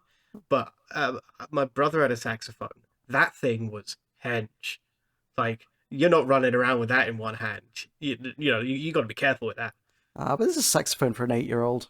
The cat burglar's jacked. Let's go with that. Well, he's also carrying shortly after this, he's carrying a fucking TV along with it, so... Like, he's not picking the easy targets in the household. No. He takes Marge's necklace off while she's wearing it. Each one pops off her neck. the noise. It was so uncomfortable. And the dents in her neck. The intruder sneaks past Santa's little helper and Homer, who are now curled up asleep with each other. Then the morning comes and Bart declares they've been robbed, and Lisa declares that she's lost the saxophone, and Homer celebrates this. Then Bart points out the portable TV is gone, and Homer's not happy. Marge points out the necklace is gone, and Homer says, that's no loss. And Marge points out it's a priceless family heirloom, and Homer says, well, you've got a whole drawer of them. And then we see Marge's whole drawer of family heirloom. Pulls one out of a big ball. wad. Bart then declares that the burglar's taken his stamp collection, and everybody mocks him, including Nelson, Marge. Nelson. Nelson calls in to mock him specifically. Yeah, this was Lisa weird. That was weird. That was a random ass bit, man. I mean, I get that it's very, like, un-Bart-like, and that's the gag. But yeah, this felt kind of cruel, just mocking a kid for having a hobby, though. Weird. Even beyond that, it just felt random. Like, they were just like, what? It was just halfway through writing this scene, they were like, what if Bart had a stamp collection? Like, there's no... It just feels completely superfluous to the scene. It's funny, but it just... random. Lisa points out that Bart's pain is funny, but hers isn't, as the saxophone was her only creative outlet. And Homer immediately tells her to be quiet, as Bart points out that the... I just want to point out, Lisa expresses herself plenty. Yes, it's like her main character trait is being outspoken. In my notes, I did attribute the quote, "Shh, quiet Lisa," to Matt. So We then see that the burglar has left his card, which is "You've been robbed by the Springfield cat burglar," which Marge declares is cute. And Flanders comes in and reveals he's been robbed too, and his shower of turn beach towels are gone. Also love Homer's shorthand is "can't Yeah. talk, robbed, go hell." It's fair. Well, points out it's a crime wave, and we see that Principal Skinner's storming Norman collective plates have been stolen again. Bonnie wakes up completely naked, and there's I nothing. sure had more stuff. Just the Norman Schwarzkopf plate. I don't think they existed, but Probably not. Norman Schwarzkopf Jr. was the American general in charge of Operation Desert Storm. Cool. He served in Vietnam, which is probably where Why Skinner cares. Yeah, that's why. Yeah, he was highly decorated. Like he was a very senior officer, known for going out and doing things on the front line. He won so many awards for like Silver Stars and Purple Hearts for putting himself in danger to help his men. He was extremely well respected before Desert Storm. And I just want to add a quick note: if you ever get a spare, I think it's like an hour-long video, watch the operations room video on Desert Storm and the Iraq War. Because I think he handled the Iraq War as well. Schwarzkopf's the invasion of Iraq for Desert Storm, regardless of like the political considerations, again, beyond the scope, the actual invasion itself that Schwarzkopf planned is a masterpiece. Like the way he completely disintegrates what was the third most powerful military in the world at the time in under 3 days is incredible. He was extremely well respected before this, and I think that this episode aired shortly after the Gulf War. Yeah, the Gulf War was very early 90s. So this was a couple of years after the Gulf War. 1990. So this was after the Gulf War. He had reached like international acclaim for being a skilled general by this point. So Nice. I don't think he ever had commemorative plates made after him, but he was like extremely famous for being very good at his job. What you're saying is that if he did, you would buy them. Yes, quite possibly. Yes. No. Anyway, continue. We cut to the Simpson house, and Lisa asks if the family are insured, and Marge tells Homer to tell her child what he bought when he went out to buy some insurance. And Homer curses the magic beans. Oh, stop blaming the beans. Then see Homer report the robbery, and Chief Wiggum says that's another one, and Wiggum is trying to spot a pattern, and he starts moving the dots around, and he creates an arrow, and Lou points out Painting right at the police station. They all immediately run out. Let's get out of here. We then see that the Springfield Chopper announces that the burglaries are in the headlines. We also see the headline, "Man marries woman in wedding ceremony." Slow news God, day. fucking crazy. Well, if the walkies have their way, that will be an interesting fucking headline. Sorry, I just wanted to make fun of You people. right there? Yeah. I just wanted to make fun of people. Ken Brockman is doing his news report and says that mass murders can't be far behind, and he asks the professor that he's brought in, so should we panic? And he goes, yes, I would, Kent. We then see that Chief Wiggum's holding a press conference as they found a handkerchief on one of the crime scenes, and he says the sniffer dog's going to have a sniff on this, and we'll be able to find him. Unfortunately, at that moment, Wiggum is sweating, so Wiggum starts wiping himself with the napkin. Sweating like a pig. As the dog sniffs the napkin, and as it's left off the chain, it immediately attacks him, and you hear Chief Wiggum going, got my jugular. Any questions? As he's being mauled. Meanwhile, Professor Frink has come up with a plan. He's created a system where houses will get a bunch of giant feet and run away. And we see the demonstration of this and the house falling, and it immediately bursts into flames. And little wooden people fall out, and all you can do is sheepishly say, humans won't burn that quickly. At least they won't burn that quickly. Yeah, real humans wouldn't burn quite so fast. Yeah, he knows they're going to set fire to people, but he thinks they've got a chance. As Bart's walking down the street, we see all the security systems go off, and Bart is impressed by this and throws a rock, and we see a laser get fired. The house next to the laser. That's the next model of the Ring video doorbell. Immediately gets up onto onto his legs, runs away, and catches fire. But then we see that all the kids are now throwing rocks at the lasers to get that free show, and as Otto himself says, all the colours of the bow. One hits Jasper in the face, and Jasper says his cataracts are gone, and says he's enjoying all the beauty of nature, and gets hit by another one. He goes, oh well, easy come, Easy go. come, easy go. We then cut to the retirement home, and Grandpa is horrified as he thinks someone's going to get him. Turns out it's just his neighbour Malloy who wants his ointment, and Grandpa goes, okay, but clean off the applicator.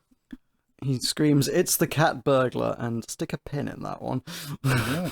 Suspicious. I'm fucking stupid. With a character we've never seen before. With Sam Neill. Sam Neill appears. This is Sam Yay, Neill. Sam Neill, Sam Neill, woo! Fucking Sam love Neill. Sam Neill. Guy Fucking you love Sam to Neill. see. We watched Sam Neill the other day, didn't we, Blaney? We did? We did. We watched Jurassic Park because we're cool. Oh, Nice. yes. Yes, Sam Neill is Dr. Alan Grant. Okay, I'm with you now. Yeah. I didn't know he played And this more guy. importantly, Malloy. Yes. He's also in Event Horizon, which you've also seen now. Yes, I have. I remember him in that. Should note that Sam Neill did describe this episode as being the highlight of his career. At least he's honest. So we cut to the Quickie Mart, and Apu has got a rifle on the roof, and he just says, "Thank you for coming. I'll see you in hell." So Apu is not coping well with the situation. No one And, is. Homer's laying down his new security rules, which include being home before dark and make sure you're not followed. Marge says, "Don't take candy from strangers," and Homer's response to this is, "They're only human." Lisa points out why are they bothering these precautions, because she's only lost the thing that's most important to her. Homer says he's replaced her instrument, and Lisa points out it's a jug. Lisa starts blowing on it, and Homer starts dancing. He's having a good old time. Lisa stops blowing, and Homer scolds her for interrupting a hoedown. Lisa starts to cry, and Homer realizes how much the saxophone actually meant to her, and promises that he's going to get it back. And Lisa thanks him. Homer then says music helps him think. Lisa reluctantly starts blowing on the jug again, and we see that Homer And is, he's just like stood there with a serious face, but still doing the little bob. Boom, boom, boom. We then see the Springfield shopper ask if there's anything safe, and the answer is no, because the paper gets stolen. And we see that Flanders is now having a meeting to form a neighbourhood watch, and then asks who should lead it, and someone points it out, and everyone starts chanting Flanders. Flanders says he's got no experience. Someone else! And then everybody else starts chanting someone else. Homer says, "I'm someone else," and Lenny's impressed by this. Fascinating decor in what I think is Flanders' rumpus room, whatever kind of thing. There's a poster in the background that says 7 days without a drink makes me weak. Yep, I liked that. That was a funny. That's a funny joke. That's a funny joke. I like that. It's good. Homer says we don't need a thinker. We need a doer who won't think about the consequences, and everyone's with Homer, including Barney, Captain McAllister, Skinner, and Mo, and Apu and Otto. Grandpa tries to join because he's filled with piss and vinegar, and before he was just filled with vinegar. Homer declares that he's too old, Okay, and sure. we get our standard Irish bashing thing as Grandpa says he chased the Irish out. The piss and vinegar line, I will note, has got a surprisingly in-depth analysis on the Simpsons archive. The only people on the planet to think about these episodes more than us. Oh, I didn't see that because I looked into it, and all I could find was it's the earliest citation is in a novel by John Steinbeck, who also wrote Grapes of Wrath. It's also in Grapes of Wrath, and they think it originated somewhere in the 1800s, but that's all the information I could find on it. I think the term existed before, but yeah, the Simpsons archive notes that to say someone is full of piss and vinegar is to say they're full of liveliness. Some people thought Grandpa was indirectly referring to incontinence with the statement, but Tom Collins disagrees. To be full of vinegar is to be full of energy. If he's now full of piss, it's not due to a weak bladder, but more likely a swollen prostate that leaves him not unable to deliver when he's I standing did there not trying. expect this to go into swollen prostate. What? Yeah, this is what I mean. Like, these people think about these episodes more than us, and that's saying something. The fuck is wrong? Over analysis has gone on here. Well, it leads up to an Irish bashing joke, and Grandpa did not, in fact, from the Irish out because there's one in the basement with them. Homer says that all people are now useless, and he starts tickling Grandpa, and Grandpa starts laughing until he points out this is a form of abuse. Old people are useless.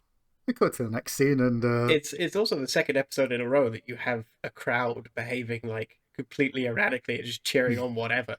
Oh, Simpsons loves an erratic crowd. They it's do. They Springfield, love baby. mob mentality. Yeah. Speaking of mob mentality, we see the group loading up guns, and Marge thinks it's a bad idea, and Homer tries to reassure her they're responsible adults, and we start hearing a series of gunshots go off as everybody fires their guns. Mo fires his gun twice, and Bart has to apologise. Yeah, even including Bart.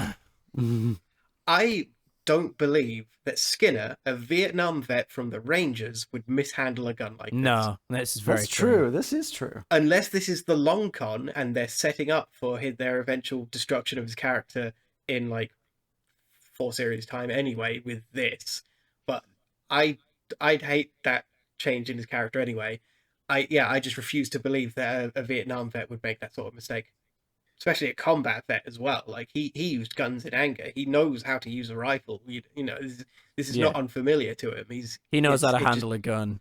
Yeah, it just didn't make any sense to it. Like I still thought it was hilarious, but I just remember thinking like, no, Skinner would let him know that happened.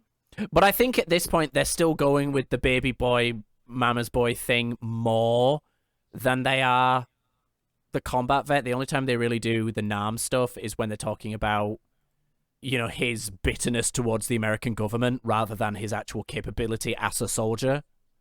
I suppose that makes sense. There's that one episode where he beat up that lawyer for the Disneyland trademark. Yeah, I remember that scene. So we cut to Moe's tavern, and everyone's practicing their new secret handshake, which is through the legs. Homer starts assigning code names and uses cue ball, 8 ball, 12 ball, and Moe is also cue ball. You're an idiot. He's an idiot. We then see that they're in Herman's store, and they're all looking over the weapons, and Herman asks if they're planning for a wedding, and Homer says nope, they're forming a vigilante group. He takes him outside to show him an A-bomb, because you need those in your groups. Well, a miniature one. And he points out the government built it to drop on beatniks. And Homer has this fantasy of flying over a group of beatniks, and unfortunately the A-bomb gets stuck, and Homer decides, and I think this is in a movie, but I can't tell you which one. Is this Strangelove? Yeah. It's Dr. Strangelove, yeah. Yeah. Which is like also, like, if we talk about how I learned to stop worrying and love legalized gambling, that's 2 Strangelove references in 2 episodes. Yeah, well, there's another big fan. There's another Doctor Strangelove reference we missed because someone called me out in the fucking comments about it. Oh, yeah. The professor in the monorail episode is based on Strangelove as well. Basically, we see the famous scene of Homer reenacting launching the bomb himself and riding it down with his cowboy hat. Yeah, mainly my takeaway from all this is apparently I need to watch Doctor Strangelove. Homer cuts back to the present, and Herman scolds him because he's ignoring the "Do not ride the bomb" sign, and Homer has to apologise. We then see that the group is now suited and booted and ready for action, and Homer says it's time to clean up the town. Skinner clarifies what does that mean, and Homer says, push people around, make yourself feel big. Homer's in a sidecar with Barney and asks Bart to give him his megaphone, and unfortunately this is the Rap Master 2000. And even though Homer is shouting out instructions, there's a funky rap meet going on, and this just leads to a group of youths dancing behind Hammer! the car and completely ignoring us. Sure. They're not going back to their homes or places of business. And we then see the vigilante group coming up to people, including a random man playing the saxophone, and even though he got it from Sears, Homer decides they're going to beat him up anyway. They interrupt someone burning leaves and say, you need a permit, and he says, I do have a permit. Yeah, too late. They also come up to Jimbo doing some graffiti, and Homer says, you better have a good reason for that. And he says, it makes me feel like a big man.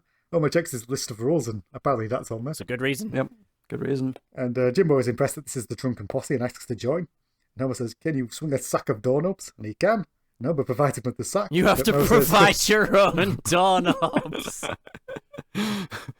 Homer starts relaying, at dinner, Homer starts relaying the story of how this group are getting on, which includes pushing a car onto its roof and Grandma apparently mouthing off. That line was apparently verbatim, just entirely a reference to something. I forget what. So Lisa points out they're abusing their power and says, if you're the police, who will police the police? Homer says, Coast Guard. Yeah, he's just like, oh, Coast Guard? Homer assures Lisa that they're working on getting the saxophone back, but they've expanded into other important areas, which include literary programs, beloved covered bridges, world domination. And Homer says, covered bridges are important. And Homer says, that's a typo, but makes a mental note Lisa knows too much. We then see that Homer's on smart line, and Ken Brockman says, how do you respond to the charge that petty vandalism is down 80%, but sack beatings are up 900%? And Homer then says, anyone can come up with a percentage to prove anything. 40 people. 40% of people. 40? 50. 40%. Yeah. As Ken Potman asks, what do you say with the accusation that your group are causing more crimes than it's preventing? And Homer goes, I'd be lying to you if I said my men weren't committing crimes. And Just Ken Potman complete just goes, silence is just goes, so "Oh, good. Touche. touche." The phone then rings and Ken Potman says, this is our first caller. I mean ever, because this is not a call-in show.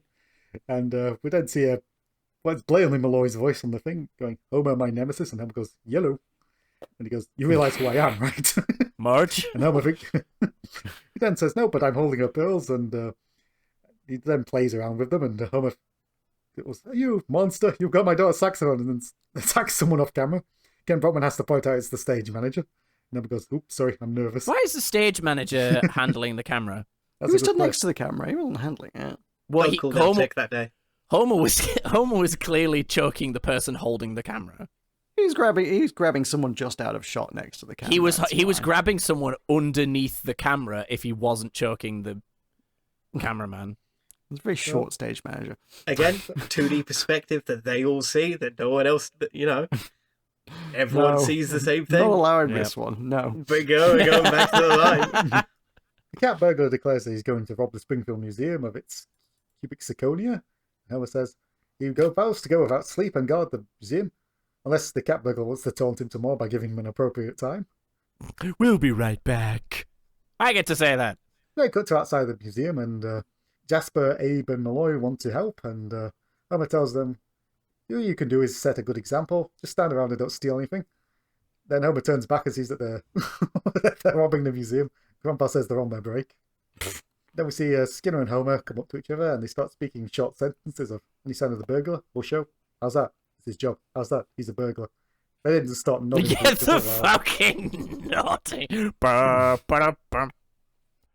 Ba-ba-da-bum. Apparently a dragnet thing.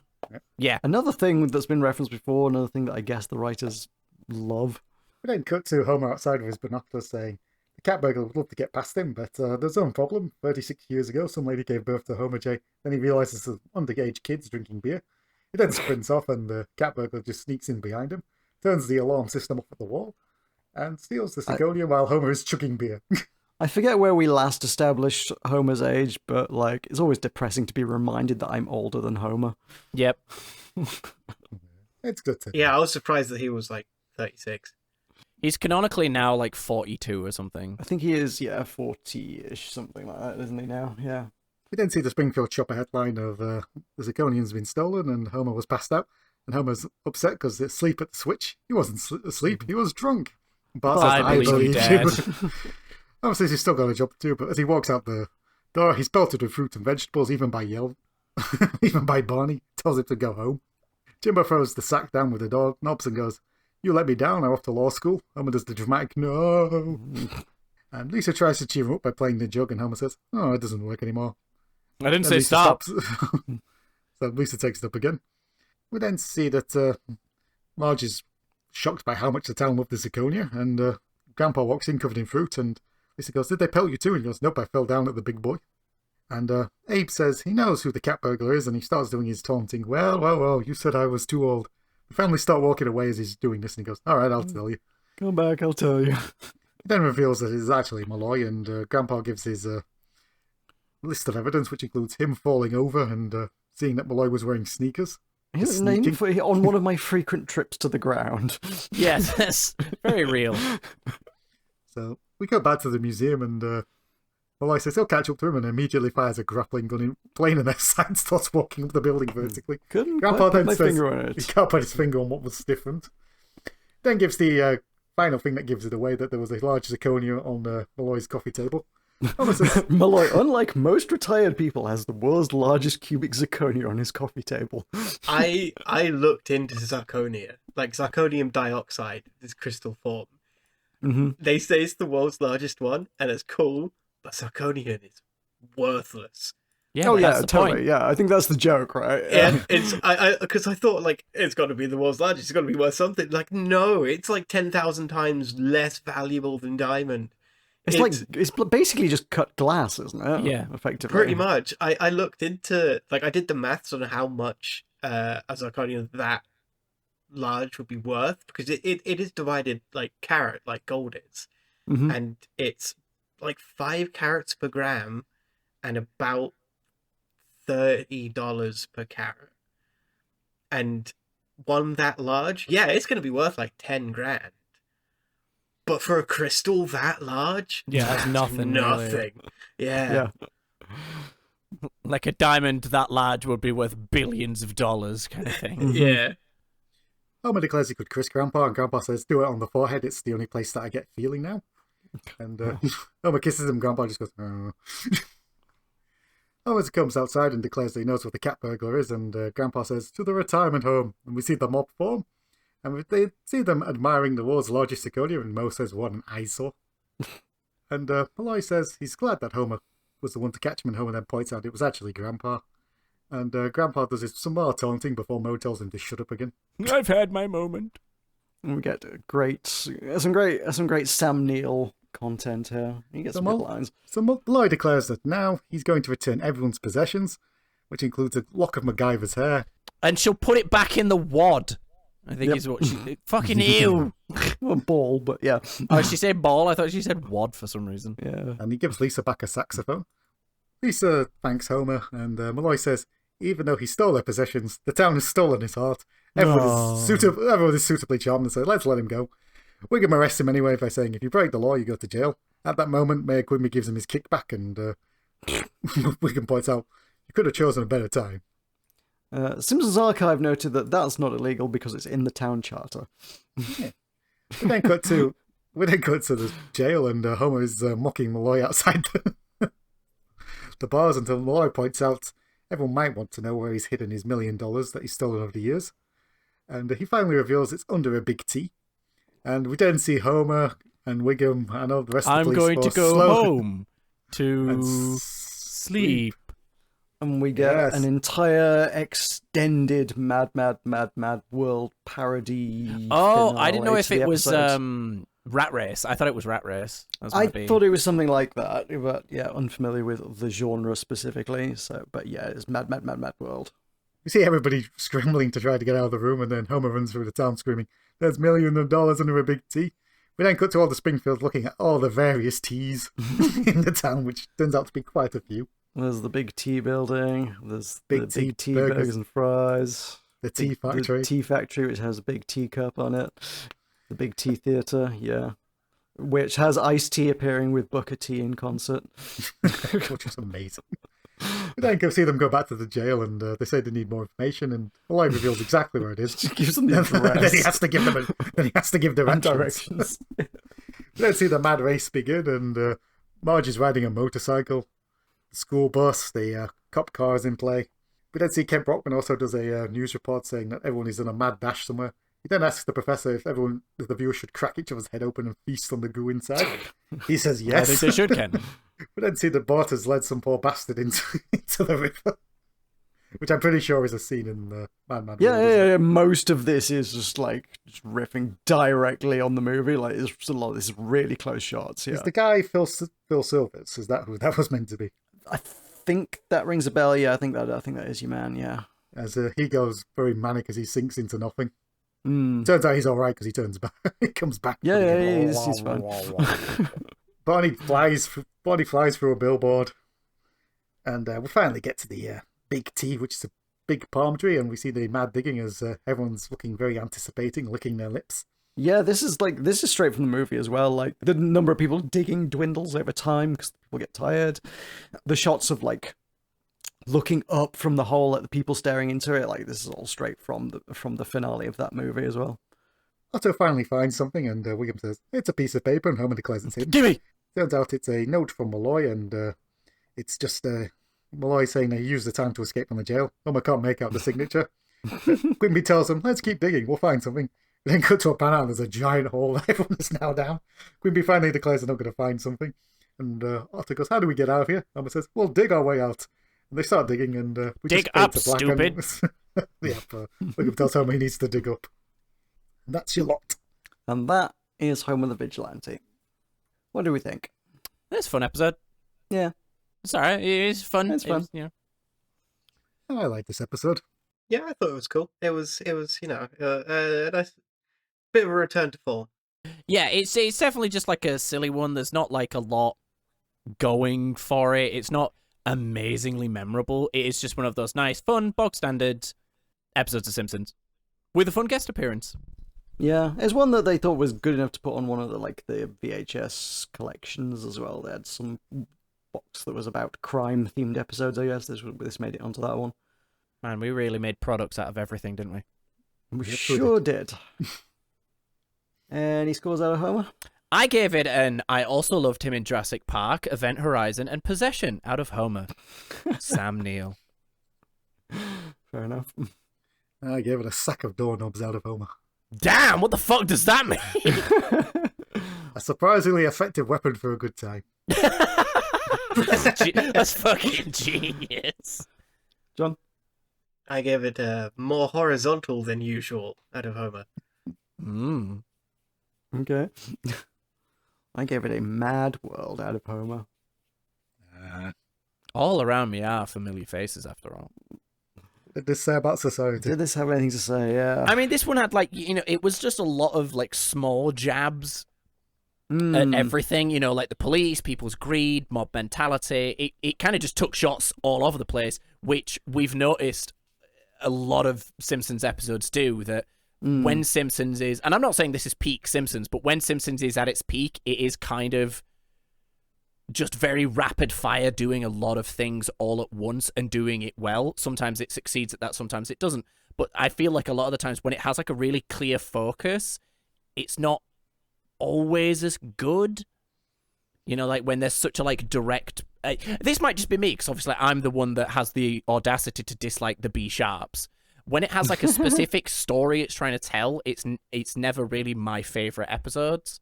When it is just being bits and being fun and being clever and is well written, which isn't always easy, those tend to be my favorite episodes of Simpsons.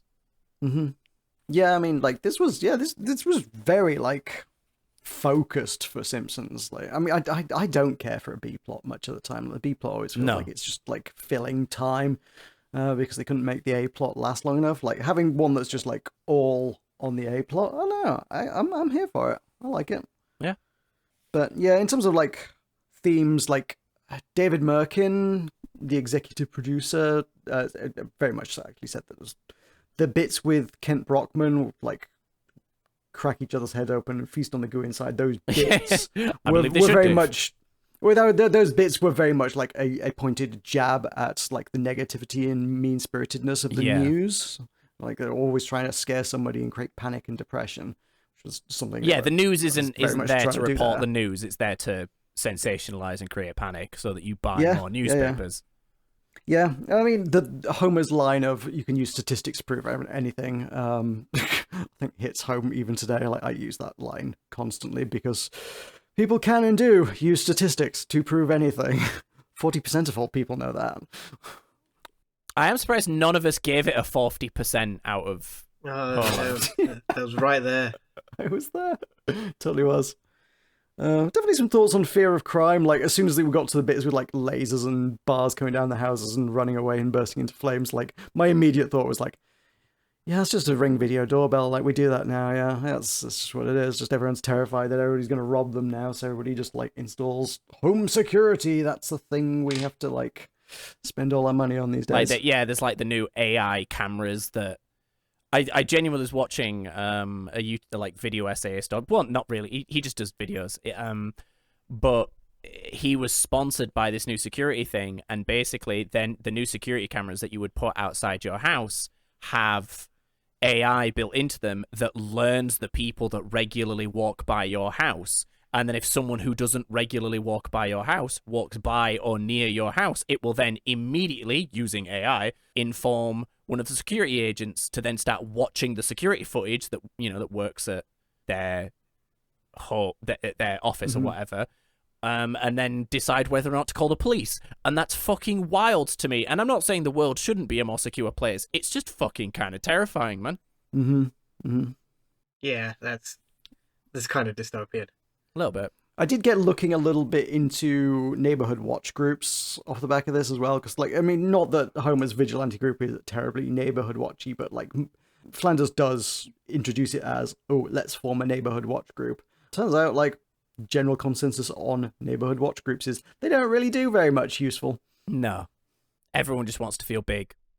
It's like the people that join the HOAs in America. They're not doing it because they actually care about the neighborhood. They're doing it because they want the fucking power. Yeah, I've never really understood what neighborhood watch groups did. I have a vague memory from my childhood of my dad joining the local town neighborhood watch, and the only thing I ever recall him being involved in as part of that was very occasionally it would be his turn to stay up all night with somebody and note down the number plate of every car that came through the town in case a crime happened to happen that night. Amazing. And then they would have a record of who came through the town. I mean, that's more than some neighborhood watchers do. Yeah. I don't know how long he stuck with that. That sounds like a thankless chore. But yeah, that's Homer the Vigilante. Shall we do some adverts? John, have you got anything you would like to promote to our viewers? His penis. Oh. No. That's only for him. You can't have it. I do not have the lawyers to make something like that. Oh, I forgot we do this. Oh shit! Right, I'm just gonna pick something in my room. Bonsai trees. It's like a big tree, but little. Fuck yeah! Buy a bonsai tree. You heard it here first, folks. Bonsai trees. Hitting the world like a wave of leaves. Matt, what you got? I started streaming again today, so I'll be streaming again now that I've moved. I'm currently going through Divinity Original Sin 2 on the Divinity Unleashed mod.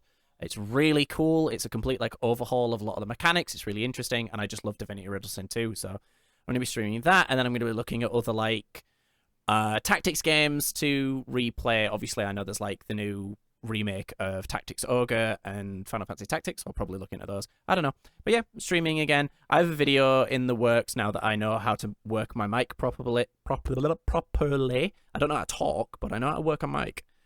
Yeah, so I've got a new video coming, so that's going to be fun. Yeah, twitch.tv/Mr. Gablin, MrGablin. I'm also on Blue Sky, but I'm not going to tell you what that is, because, I don't actually post much. I use it just to follow artists because I'm boring.